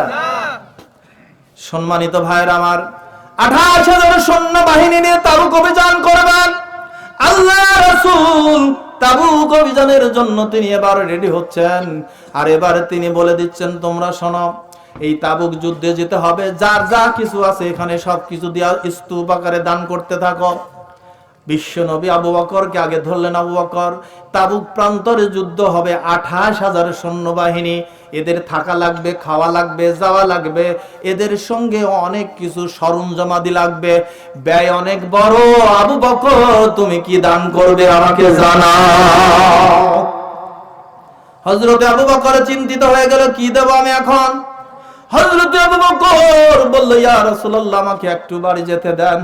চলে গেলেন, যায় স্ত্রীটিকে ডেকে বললেন, প্রাণপ্রিয় স্ত্রী, তোমার যা কিছু আছে সবটা বের করো, তাবুক যুদ্ধে যেতে হবে, 28,000 সৈন্যদের খাদ্য জোগাড় করতে হবে, রসদ জোগাড় করতে হবে, প্রয়োজনীয় যন্ত্রপাতির ব্যবস্থা করতে হবে। অতএব বিশ্ব নবী আমার কাছে চেয়েছে আমি কি দান করব? আমি আবু বকর মক্কায় দিয়েছি, মদিনায় এসে দিয়েছি, বদর যুদ্ধের জন্য দিয়েছি, উহুদ যুদ্ধের জন্য দিয়েছি, খন্দকের যুদ্ধের জন্য দিয়েছি, মসজিদুল নববী বানাবার জন্য দিয়েছি, আমার যা সম্পদ ছিল সব দিয়ে দিয়েছি। আমি আবু বকরের দেওয়ার মতো তো আর কিছুই নাই। ও স্ত্রী, ঘরে যা আছে বার করো, যতটা তোমার পোশাক আছে, যতটা তোমার জুতা আছে, যতটা তোমার শিলপাটা আছে, রান্নার যত প্লেট আছে, যত তোমার ঘর ঘটি বাটি আছে, যা কিছু আছে সবটা বের করো, সবটাই বিশ্ব নবীর দরবারে আমি আবু বকর হাজির করে দেব। সবটা গান্টুরি বেঁধে দিয়ে বিশ্ব নবীর দরবারে চলে গেলেন। হযরতে রাসূল কারীম সাল্লাল্লাহু আলাইহি ওয়াসাল্লাম হযরত ওমরকে বললেন, ওমর, আজকে তাবুক যুদ্ধের জন্য আবু বকর দেবে, ও বাড়ি গেছে, তুমি কি দেবে আমাকে বলো। হযরত ওমর বলে, ইয়া রাসূলুল্লাহ, ইয়া হাবিবাল্লাহ, আপনারা আবু বকর কি দেয় না জানা পর্যন্ত আমি ওমর বলবো না। আবু বকর কি দেয় জানবো, তারপরে আমি বলবো। বিশ্ব নবীর কাছে আবু বকর হাজির হয়ে গেল। বিশ্ব নবী জিজ্ঞাসা করছেন, আবু বকর তুমি কি দিলে আজকে, আর বাড়িতে কি রাখলে? হযরত আবু বকর চোখের কোণা দিয়ে পানি ফেলে দিয়ে বিশ্ব নবীকে বলে, ইয়া রাসূলুল্লাহ, জীবনের অর্জিত সব সম্পদ ইসলামের জন্য দিয়ে দিয়েছি, তাবুক প্রান্তরের জন্য আমি আর কি দেব? আমার তো দেওয়ার মতো তেমন কিছু নাই। যত রসদ ছিল, খাদ্য ছিল, পাত্র ছিল, মশলা বাটার জন্য যে লোহা শিলটা ছিল, আমার চলার জন্য যে জুতাটা ছিল, গায়ে দেওয়ার জন্য যে কম্বলটা ছিল, সবটাই নিয়ে গাঁটুরি বেঁধে আপনার দরবারে হাজির করে দিয়েছি। বলে, আবু বকর বাড়িতে কি রেখেছো? আবু বকর বলে, ইয়া রাসূলুল্লাহ, বাড়িতে আল্লাহর কসম করে বলি, আমার আল্লাহ আর নবী ছাড়া আর কিছু নাই। আল্লাহু আকবার, কিছু নাই, যা ছিল আমি আবু বকর আপনার কাছে হাজির করে দিয়েছি। হযরত ওমর বিশ্ব নবীর দিকে তাকায় বলে, ইয়া রাসূলুল্লাহ, আমি আজও আবু বকরের কাছে হেরে গেলাম। বলে, কি হয়েছে বলো আগে। বলে যে, আমি ভেবেছিলাম আবু বকরের সব সম্পদ শেষ করে ফেলেছে, এখন কি দান করবে? আমি আজকে আমার স্থাবর অস্থাবর যত সম্পদ আছে সব সম্পদের অর্ধেকটা তাবুক যুদ্ধের জন্য দিয়া দিব। কিন্তু দেখলাম আবু বকর সবটা দিয়েছে, ওর সম্পদ কম হলে কি হবে? কলিজা দিয়ে যা দিয়েছে আমি ওমরের চাইতে অনেক বেশি। আমি আজ আবু বকরের সঙ্গে পারলাম না। হযরত উসমানের দিকে বিশ্ব নবী তাকে বলে, উসমান, তুমি কি দিবা আজকের যুদ্ধের জন্য বলো। বলতেছি, ইয়া রাসূলুল্লাহ, ইয়া হাবিবাল্লাহ, উসমান গনি নাম আপনি দিয়েছিলেন, মক্কার ধনী শিল্পপতিদের জন্য একজন, কোটিপতির মধ্যে একজন, প্রভাবশালী মধ্যে একজন, মালার বংশের কৌলীনতার দিকে উসমানের চাইতে আর কেউ নাই, ধনাঢ্যের একজন বলেছেন, আমি উসমান আজকে কথা দিলাম তাবুক যুদ্ধের জন্য নবী আপনি যা চাবেন সবটাই আমি দেওয়ার জন্য রেডি। সুবহানাল্লাহ বললেন না? কষ্ট হচ্ছে আপনাদের, বুঝতে অসুবিধা হয়। হযরত উসমান এই কথা বলার পরে আল্লাহ রাসূল বলে, উসমান, 8,000 এই 28,000 সৈন্য বাহিনী সবগুলিকে মোতায়েন করার জন্য আমার 500টি উট লাগবে, তুমি দাও। উসমান বললেন যে দিলাম। বলে যে, উসমান, তাহলে এই 500 উট পরিচালনার জন্য 500টা তরবারি আর ঢাল লাগবে, এটা দিতে হবে। উসমান বললেন যে তাও দিয়ে দিলাম। বলে, উসমান, এই উটের পিঠে চড়তে বসতে গেলে যে গদি লাগবে, গদিও তোমাকে দিতে হবে। হযরত উসমান বলেন, ইয়া রাসূলুল্লাহ, ইয়া আল্লাহ, তাও দিলাম। বলতেছেন, ওসমান, শুধু এগুলোই দিলে হবে না, 28,000 সৈন্য এই তাবুক প্রান্তরে যাবে, 20 দিনের রাস্তা, এত রাস্তা পরিভ্রমণ করে যাবে আসবে, যুদ্ধের জন্য করে থাকবে, কমসে কম 60 দিনের খাদ্য দরকার। 28,000 সৈন্য বাহিনীর 60 দিনের খাদ্য হিসাবে তুমি উসমানের যত সম্পদ আছে দিয়ে দাও। হযরত উসমান দাঁড়িয়ে বলে, ইয়া রাসূলুল্লাহ, আপনি যা চেয়েছেন সব দিয়ে দিলাম। দিতে দিতে হযরত উসমান তাবুক যুদ্ধে সব তো দিলেনই, ঘোড়া দিলেন, তরবারি দিলেন, গদি দিলেন, টাকা দিলেন, পয়সা দিলেন। সব দেওয়ার পরও কিতাবের মধ্যে রাখা রয়েছে হযরত উসমান তাবুক যুদ্ধে শুধু 7 মণ রূপা দান করলেন। এত দেওয়ার পর 7 মণ রূপা, 7 মণ মণ, বুঝেছেন তো? কেজি না, ভরি না, 7 মণ। কয় মণ? আল্লাহু আকবার বলেন। দেখছেন সাহাবারা কি করেছে? ইসলামকে প্রতিষ্ঠার জন্য তারা কি করেছে, আর আমরা কি করি? কষ্ট হচ্ছে আপনাদের? সম্মানিত সুধী, হযরত উসমান এত কিছু দিলেন। বিশ্ব নবী হযরত উসমানের দিকে তাকিয়ে আছেন ফেলফেল দৃষ্টিতে, বলতেছে, উসমান, তোমার কলিজা তোমার আল্লাহ তোমার এর চাইতে বড় করে তোমাকে জান্নাতে, সবাই বলুন আমিন। হযরত উসমান বলে, ইয়া রাসূলুল্লাহ, ইয়া হাবিবাল্লাহ, আমি উসমানের জীবনটাও দেওয়ার জন্য রেডি আছি, তাবুক প্রান্তরে যুদ্ধের জন্য আমি প্রস্তুত। বন্ধুগণ, আর আমরা তো ইসলামের জন্য দিতে দিতে শেষ হয়ে গেলাম, কি বলেন? তাই না? শেষ হয়ে গেলাম না? অনেক কয় বলে যে হুজুরের কাছে আর যাবো কি করে? মসজিদে গেলে কোটায় টাকা দাও, মাদ্রাসায় গেলে চাঁদা দাও, জালসায় আবার টাকা দাও, গোরস্থানের জন্য বিল্ডিং করে দাও, পাঁচির বানিয়ে দাও, ওযুখানা বানিয়ে দাও, টাকা চাই আর চাই, দেব আর কোথায়? দিতে দিতে জীবন শেষ। এটা হলো আমাদের অবস্থা, কথা ঠিক কিনা? হৃদয়টাকে বড় করতে হবে। বন্ধুগণ, সাহাবারা কেমন ছিল ভাবুন তো? দিনের জন্য, ইসলামের জন্য তারা নিজের জীবনটাকে কবর সমর্থ করেছে। কিন্তু বন্ধু, 20 শতাব্দী নয়, বর্তমানেও যদি আমরা তাকিয়ে দেখি, এই যুদ্ধের জন্য তো দূরের কথা, নিজে পেট পুড়ে খেয়ে ঘরের ভিতরে ঘুমায়, আর পাশের বাড়ি অভুক্ত থাকে, তাও খবরে নেয় না। এটা হলো বাস্তব ইতিহাস, কথা ঠিক কিনা? 1 মিনিটের একটা পরিসংখ্যান আপনাদেরকে দিয়ে দেখুন তো। যুদ্ধ হচ্ছে ফিলিস্তিনে, কোথায়?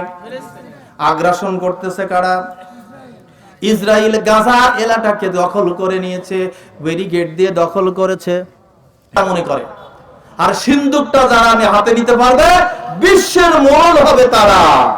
ইসরায়েল স্বপ্ন দেখতেছে যে আমি তামাম বিশ্বের মোড়ল হব। ঘটনা আছে। এই সিন্দুকটার ইতিহাসটা কি? সিন্দুকের ইতিহাস আছে। সিন্দুকটি হলো সূরাতুল বাকারা। কোন সূরা? সবাই বলুন, কোন সূরা? সূরাতুল বাকারা, আয়াত নম্বর হলো 248 নম্বর আয়াত। এই 248 নম্বর আয়াতের মধ্যে এই সিন্দুকের খবরটা আল্লাহ দিয়ে রেখেছেন। এই সিন্দুক এতই দামি এবং এতই সাকিনা, আল্লাহর রহমত সেখানে আছে যে জাতির কাছে এই সিন্দুক ছিল, পৃথিবী শুদ্ধ তাদেরকে পরাজিত করতে পারে নাই। হযরতে মূসা আলাইহিস সালামের কাছে ছিল, হযরতে ইয়াকুব আলাইহিস সালামের কাছে ছিল, ইউসুফ আলাইহিস সালামের কাছে ছিল। বিশাল এক ইতিহাস আছে এই আয়াতকে, ঘটনাকে কেন্দ্র করে।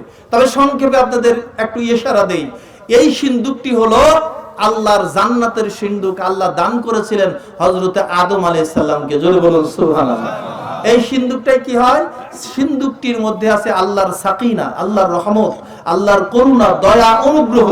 হযরতে আদম আলাইহিস সালাম চলে যাওয়ার পরে তার ছেলে শীশ আলাইহিস সালামের কাছে এটা এসেছিল, তারপরে ইদ্রিস আলাইহিস সালামের কাছে ছিল, তারপরে কালের বিবর্তনে হযরত ইব্রাহিম খলিলুল্লাহ, তারপরে ইসমাইল জাবিউল্লাহ, এরপরে ইসহাক, এরপরে তার ছেলে ইয়াকুব আলাইহিস সালামের কাছে এই সিন্দুক এসেছিল।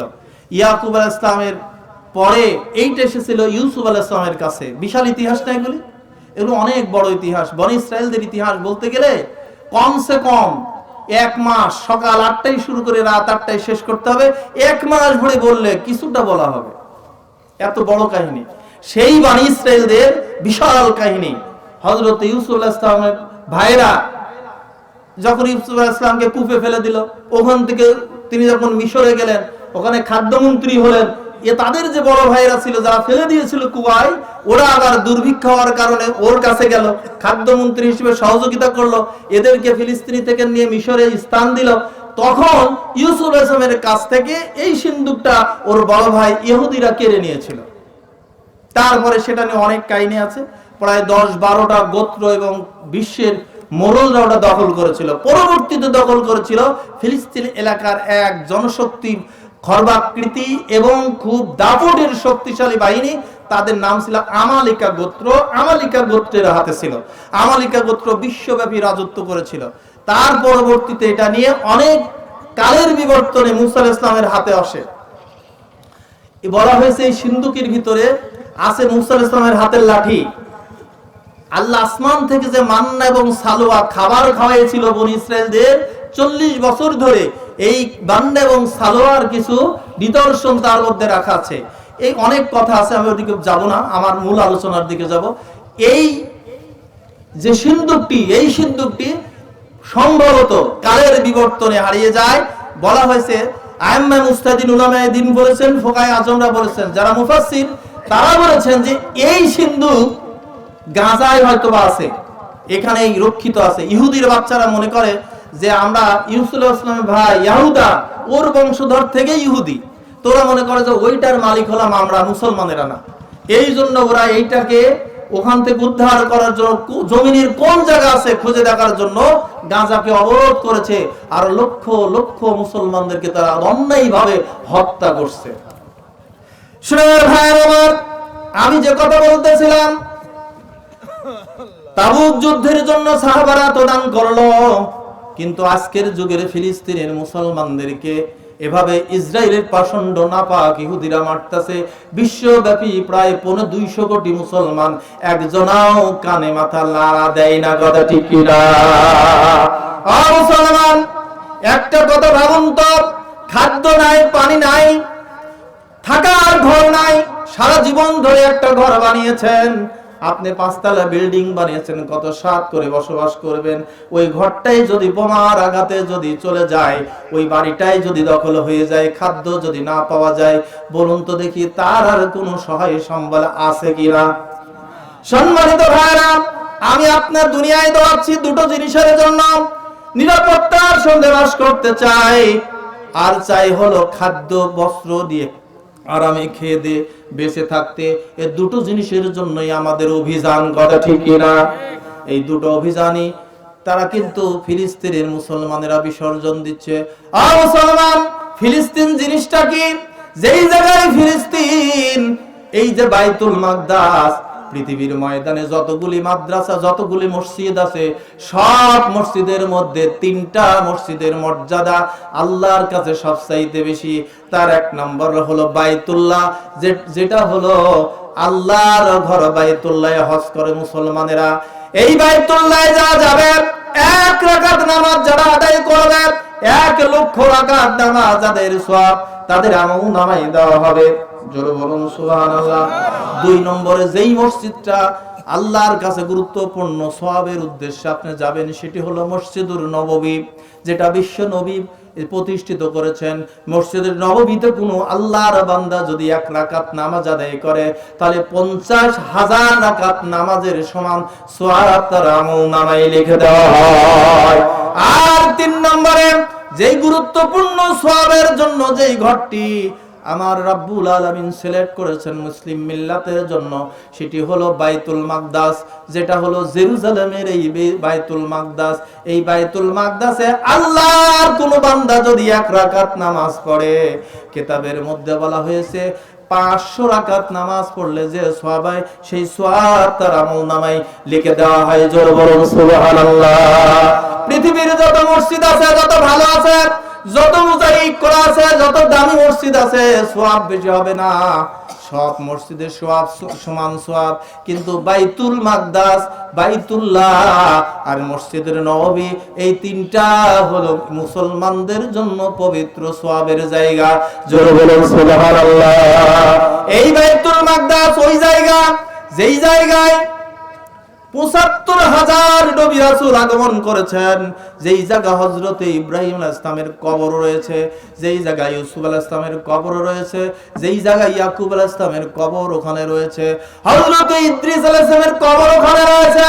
এই মুসা আলাইহিস সালামের পদভূমি হলো এই ফিলিস্তিন।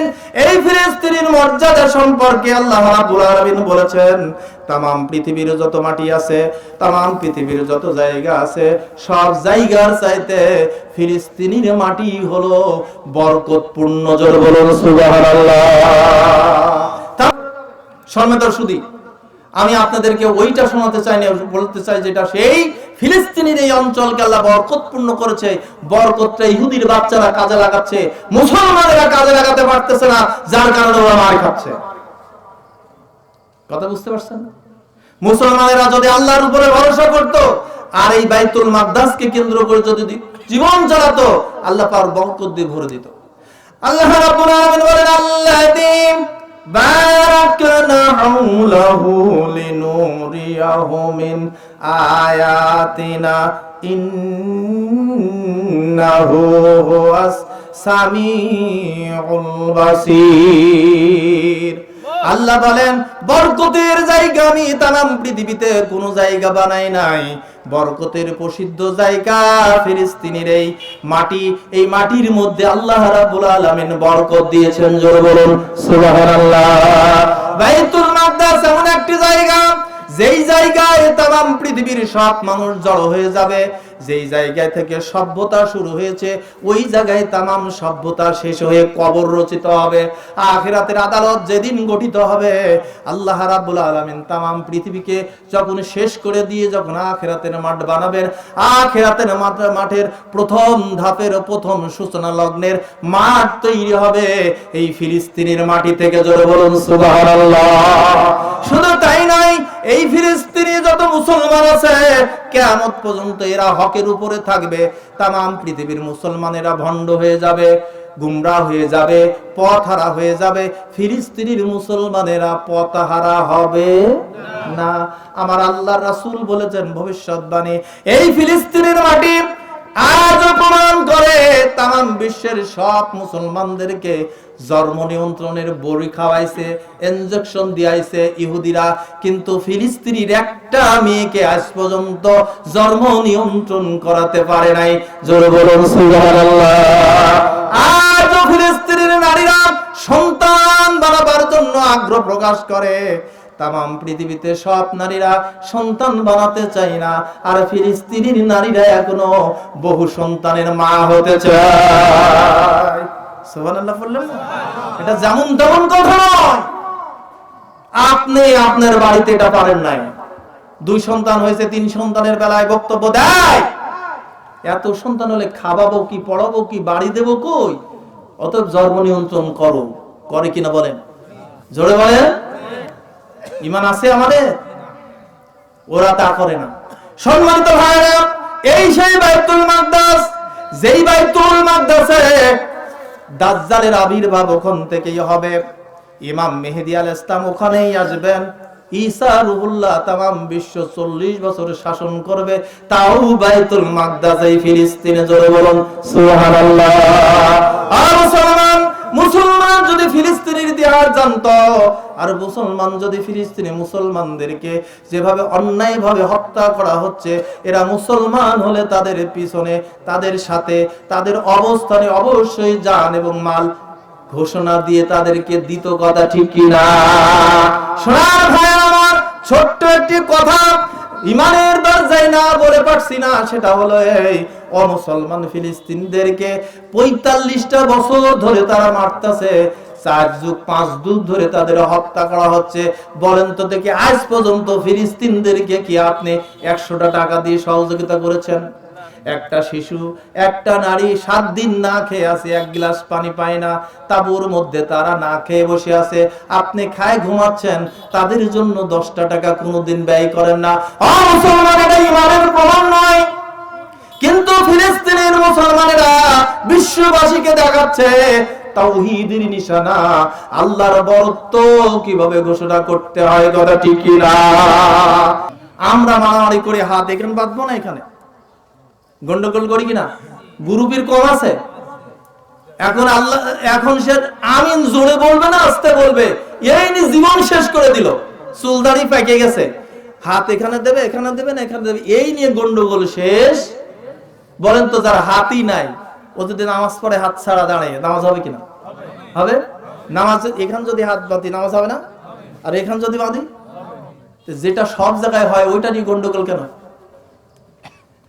যেইটা নিয়ে মুসলমানদের ঈমান চলে যাচ্ছে ওইটা নিয়ে বক্তব্য নাই। বক্তব্য হলো মুসলমানদের মধ্যে দ্বিধা বিভক্ত করা যায় কি করে, ঈমানকে দুর্বল করা যায় কিভাবে, এই হলো আমাদের মধ্যে দ্বন্দ্ব। কথা ঠিক কি না? মুসলমান, আজকের যে ঘটনা সেটাতে আমি আপনাদের বোঝাতে চাই, ঈমানের বলে বলিয়ান হতে হবে, অন্যায়কে প্রতিরোধ করতে হবে, মুসলমান হিসাবে আমাদেরকে নিজের পায়ে দাঁড়াতে হবে। কথা ঠিক কি না? পারবো আমরা? সোনার ভাই আমার শেষ কথা হলো, বিশ্ব নবী তাবুক প্রান্তের জন্য সব কিছু নিলেন। এবার তিনি রওনা দিলেন তাবুক প্রান্তের যুদ্ধে। সৈন্য বাহিনী 28,000। কয় হাজার মনে আছে আপনাদের? কয় হাজার? সময় তো শেষের দিকে। সাহাবারা এত দান করেছেন। হযরত উসমান কয় মন রূপা দিয়েছে? মাশাআল্লাহ, আপনারা মনেও তো রাখতে পারেন। বোঝা যাচ্ছে যে এই ক্লাসের ছাত্ররা সবাই এ প্লাস পাবে, কেউ ফেল করবে না। কথা ঠিক কি না? আল্লাহ কবুল করুক, সবাই বলেন আমিন। সম্মানিত ভাইরা, উসমান যে 7 মণ এই দান করেছে, আপনার চাঁদি রূপা দান করেছে, বিশ্বাস হয়? বিশ্বাস হয় না? বিশ্বাস হয় না। হাদিস, একটা হাদিসের গল্প শুনে, ছোট্ট একটা হাদিস। হযরত উসমান রাদিয়াল্লাহু তাআলা আনহু রয়েছে, বিশ্ব নবীর কাছে একজন এসে বলছে, ইয়া রাসূলুল্লাহ, আমি খুব কষ্টে আছি, আমাকে কিছু দান করেন। বলে কি করবা? সন্তানাদি খাওয়াবো, পোশাক দেব, ওদের বিয়ে শাদীর ব্যবস্থা করব, নিতান্তই সন্তান বেশি, এদেরকে ভরণ পোষণ চালাতে ব্যর্থ, এদেরকে বিয়ে শাদী দিতে পারছি না, বড় অঙ্কের মোটা অঙ্কের কিছু আমাকে দান করেন। মোটা অঙ্কের কিছু দান করেন। কার কাছে বলতেছেন? নবীর কাছে। বিশ্ব নবী বললেন, তুমি এবার চলে যাও, আমার সাহাবী উসমানের বাড়িতে চলে যাও। উসমানকে যায় বলো, আমি তার কাছে তোমাকে পাঠিয়েছি। কার কাছে? জোরে বলেন, কার কাছে? এবার ব্যক্তিটা চলে গেছে উসমানের বাড়িতে, গিয়ে দেখে উসমান মাটিতে তুলা বিছায় দিয়েছে রোদ্রে শুকাবার জন্য। কি বিছায় দিয়েছে? তুলা। বাতাসের ভারে হালকা পরিসরে কিছু তুলা উড়িয়ে যাচ্ছে। হযরত উসমান লাফায় লাফায় ধরতেছে। এদিকে বাতাসের ধাক্কায় কিছু তুলা ওদিক চলে যাচ্ছে, ওই তুলাগুলি ধরে ধরে আনি আবার ওইখানে জমা করতেছে। এই ব্যক্তি মনে মনে কয়, বিশ্ব নবী এমন জলার কাছে পাঠিয়েছে, সামান্য একটু তুলা উড়ে যায় তাও ছাড় দেয় না, এই লোক আমাকে কয় টাকা দেবে? দেখছেন চিন্তা? ও আর উসমানের কাছে টাকা চাই নাই, চলে গেছে, বাড়ি চলে গেছে। কিছুদিন পর আবার চিন্তা করেছে, দেখি রাসূলের কাছে আবার যাই তো কি করে দেখি। বলে, ইয়া রাসূলুল্লাহ, ইয়া হাবিবাল্লাহ, আপনি আমার জন্য কোনো ব্যবস্থা নিলেন না, মোটা অঙ্কের কিছু আমাকে দান করুন, মোটা অঙ্কের একটু সাহায্য করুন, যাতে করে আমার ফ্যামিলিটাকে আমি চলার মতো পজিশন বানাতে পারি। আচ্ছা ঠিক আছে, চলার ব্যবস্থা নিতে পারি। বললেন যে তুমি এবারও আল্লাহর নবী দ্বিতীয়বার উসমানের কাছে পাঠিয়ে দিলেন। এবার গিয়ে ব্যক্তি দেখে উসমান রাদিয়াল্লাহু তাআলা আনহু কিছু গম আর কিছু দানা বিছায় দিয়েছে, পিপিলিকা ওইগুলি নিয়ে নিয়ে চলে যাচ্ছে। কিছু কিছু পিপিলে টেনে নিয়ে যায় না? পিপিলিকা চেনেন? পিঁপড়া। পিঁপড়া কয়দিন বাঁচে জানেন? পিঁপড়ার হায়াত কয়দিন? এরা খাদ্য গুছায়, হায়াত কয়দিন? পৃথিবীতে একমাত্র প্রাণী আমার আল্লাহ বানিয়েছেন পিপিলিকা, নিজের ওজনের 50 গুণ বোঝা বহন করতে পারে। সুবহানাল্লাহ বললেন না? রাগ হলো আমার কথা শুনে? এখনই আপনি পিঁপড়া জীবনে পড়ি দেখুন। আচ্ছা বলেন তো, পৃথিবীতে সবচাইতে আপনার কাছে ছোট প্রাণী কি মনে হয়? মশা, তাই না? পিঁপড়া না মশা, কোনটা? আচ্ছা এবার বলতে, হিংস্র জানোয়ার কোনটা পৃথিবীতে? সবচাইতে হিংস্র জানোয়ার কোনটা? না, উত্তর হয়নি। পৃথিবীতে সবচাইতে হিংস্র প্রাণী হলো মানুষ। সবার মন খারাপ হয়ে গেল? বিশ্বের ময়দানে মানুষ যতটুকু হিংসা করেছে, হিংস্রতা প্রকাশ করেছে, আল্লাহর সৃষ্টির জীবের মধ্যে কেউ করে না। তাহলে আমার এই ওয়াজটা কত দিতেই হয়, 2 মিনিটে একটা ওয়াজ দেই। সেটা হলো এই যে মশা আপনি দেখেন পৃথিবীতে, রয়্যাল বেঙ্গল টাইগার, বিধর সাপ, যত মানুষ না মারে, পৃথিবীতে সবচাইতে ইতিহাস বলে মশার কামড়ে এই পৃথিবীতে সবচাইতে বেশি মানুষের মৃত্যুবরণ করেছে। এখনো ইতিহাসে পাওয়া যায়, এখনো রিপোর্টে আসে, প্রতি বছর প্রায় 10 লক্ষ মানুষ ডেঙ্গু, চিকুনগুনিয়া আর ম্যালেরিয়ায় মারা যায়। 10 লক্ষ মানুষ রয়্যাল বেঙ্গল টাইগার ধরে খায় না। মাথার কি ব্রেন খুলতেছে? বুঝতেছেন আমার কথা? পৃথিবীতে একমাত্র সবচাইতে মানুষ মারায় ফার্স্টে আছে মশা। কারা আছে? মশা। মশা বাঁচে কয়দিন ভাই জানেন আপনারা? আইতে বলেছেন মশার জাত ভেদে 2.5 দিন থেকে 27 দিন বাঁচে। তার মধ্যে পুরুষ মশাগুলি 2.5 দিনে মৃত্যুবরণ করে। পুরুষ মশাগুলি 2.5 দিনে মৃত্যুবরণ করে। মশা রক্ত খায়, কি বলেন খায় না? এগুলি জ্ঞানের কথা, শুনে রাখুন, কাজে দেবে। কিন্তু এ কথা জানুন, কোন স্ত্রী মশা ছাড়া পুরুষ মশা রক্ত খায় না। আপনার গায়ে যত কামড় দেয় একটা মশাও পুরুষ না, সবগুলি নারী মশা। নারী মশা বেশি দিন বাঁচে, পুরুষ মশা কম দিন বাঁচে। পুরুষ মশা ঘাস ফুলের রস খেয়ে ওরা 2.5 দিন জীবন কাটায় বিদায় নেয়। নারী মশাগুলি রক্ত খায়, বংশ বিস্তার করে ও 15 দিনের মধ্যে একটা মশা 2.5 লক্ষ মশা জন্ম দিয়ে তারপরে চলে যায়। বিশ্বাস আছে না? গল্প গাচ্ছেন নজরুল না? আপনি যে পিপিলিকার কথা বললেন না, পিপিলিকা কয়দিনে বাঁচে জানেন? আমি তা বলার আগে একটা কথা বলি, বলুন তো দেখি যে বিড়াল কয়দিন বাঁচে জানেন আপনারা? জানেন না? আপনার বাড়ির আশেপাশে তো ঘোরা করে, কুকুর কয়দিন বাঁচে? আপনি কয়দিন বাঁচেন? এগুলি কেন করতে হয় জানেন? আপনার অস্তিত্ব আপনাকে বুঝতে হবে। আশেপাশে যে জীব জনগণ গুলো আছে তারা কয়দিন বাঁচে কেন আপনি হিসাব করেন না? বন্ধু, কুকুর বাঁচে 8 থেকে 12 বছর, গরু বাঁচে 20 বছর সর্বোচ্চ, 16 থেকে 20 বছর, কিন্তু রয়্যাল বেঙ্গল টাইগার বাঁচে 15 বছর। আপনার শিয়াল বাঁচে 6 থেকে 9 বছর, খরগোশ বাঁচে 5 থেকে 7 বছর। কিন্তু বিড়াল মেউ মেউ করে বাড়ির কাছে থাকে, বিড়াল বাঁচে পড়ায় 14 থেকে 16 বছর। রয়্যাল বেঙ্গল টাইগারের চেয়ে ওর আয়াত বেশি। সম্মানিত সুধী, একটা ঘোড়া বাঁচে 40 বছর, 35 থেকে 40 বছর। আপনি বাঁচেন, আমি বাঁচি, আমাদের হায়াত 80 বছর। কিন্তু কিছু কম বেশি হতে পারে, সব প্রজাতির মধ্যে এরকম আছে। আমি যেটা বোঝাবার জন্য হায়াতের কথাগুলি বললাম সেটা হলো, এই খরচ পৃথিবীতে আপনি আমার সাথে এমন মানুষ আছে যারা অনেক দিন বাঁচে। 2 মিনিট কোন জীবনের জীবন আছে 3 ঘন্টা, কারোর 4 ঘন্টা। একদিন থেকে শুরু করে এই পৃথিবীতে আল্লাহর সৃষ্টি জীব 4000 বছর পর্যন্ত বেঁচে থাকে। আপনি বাঁচেন কয় বছর?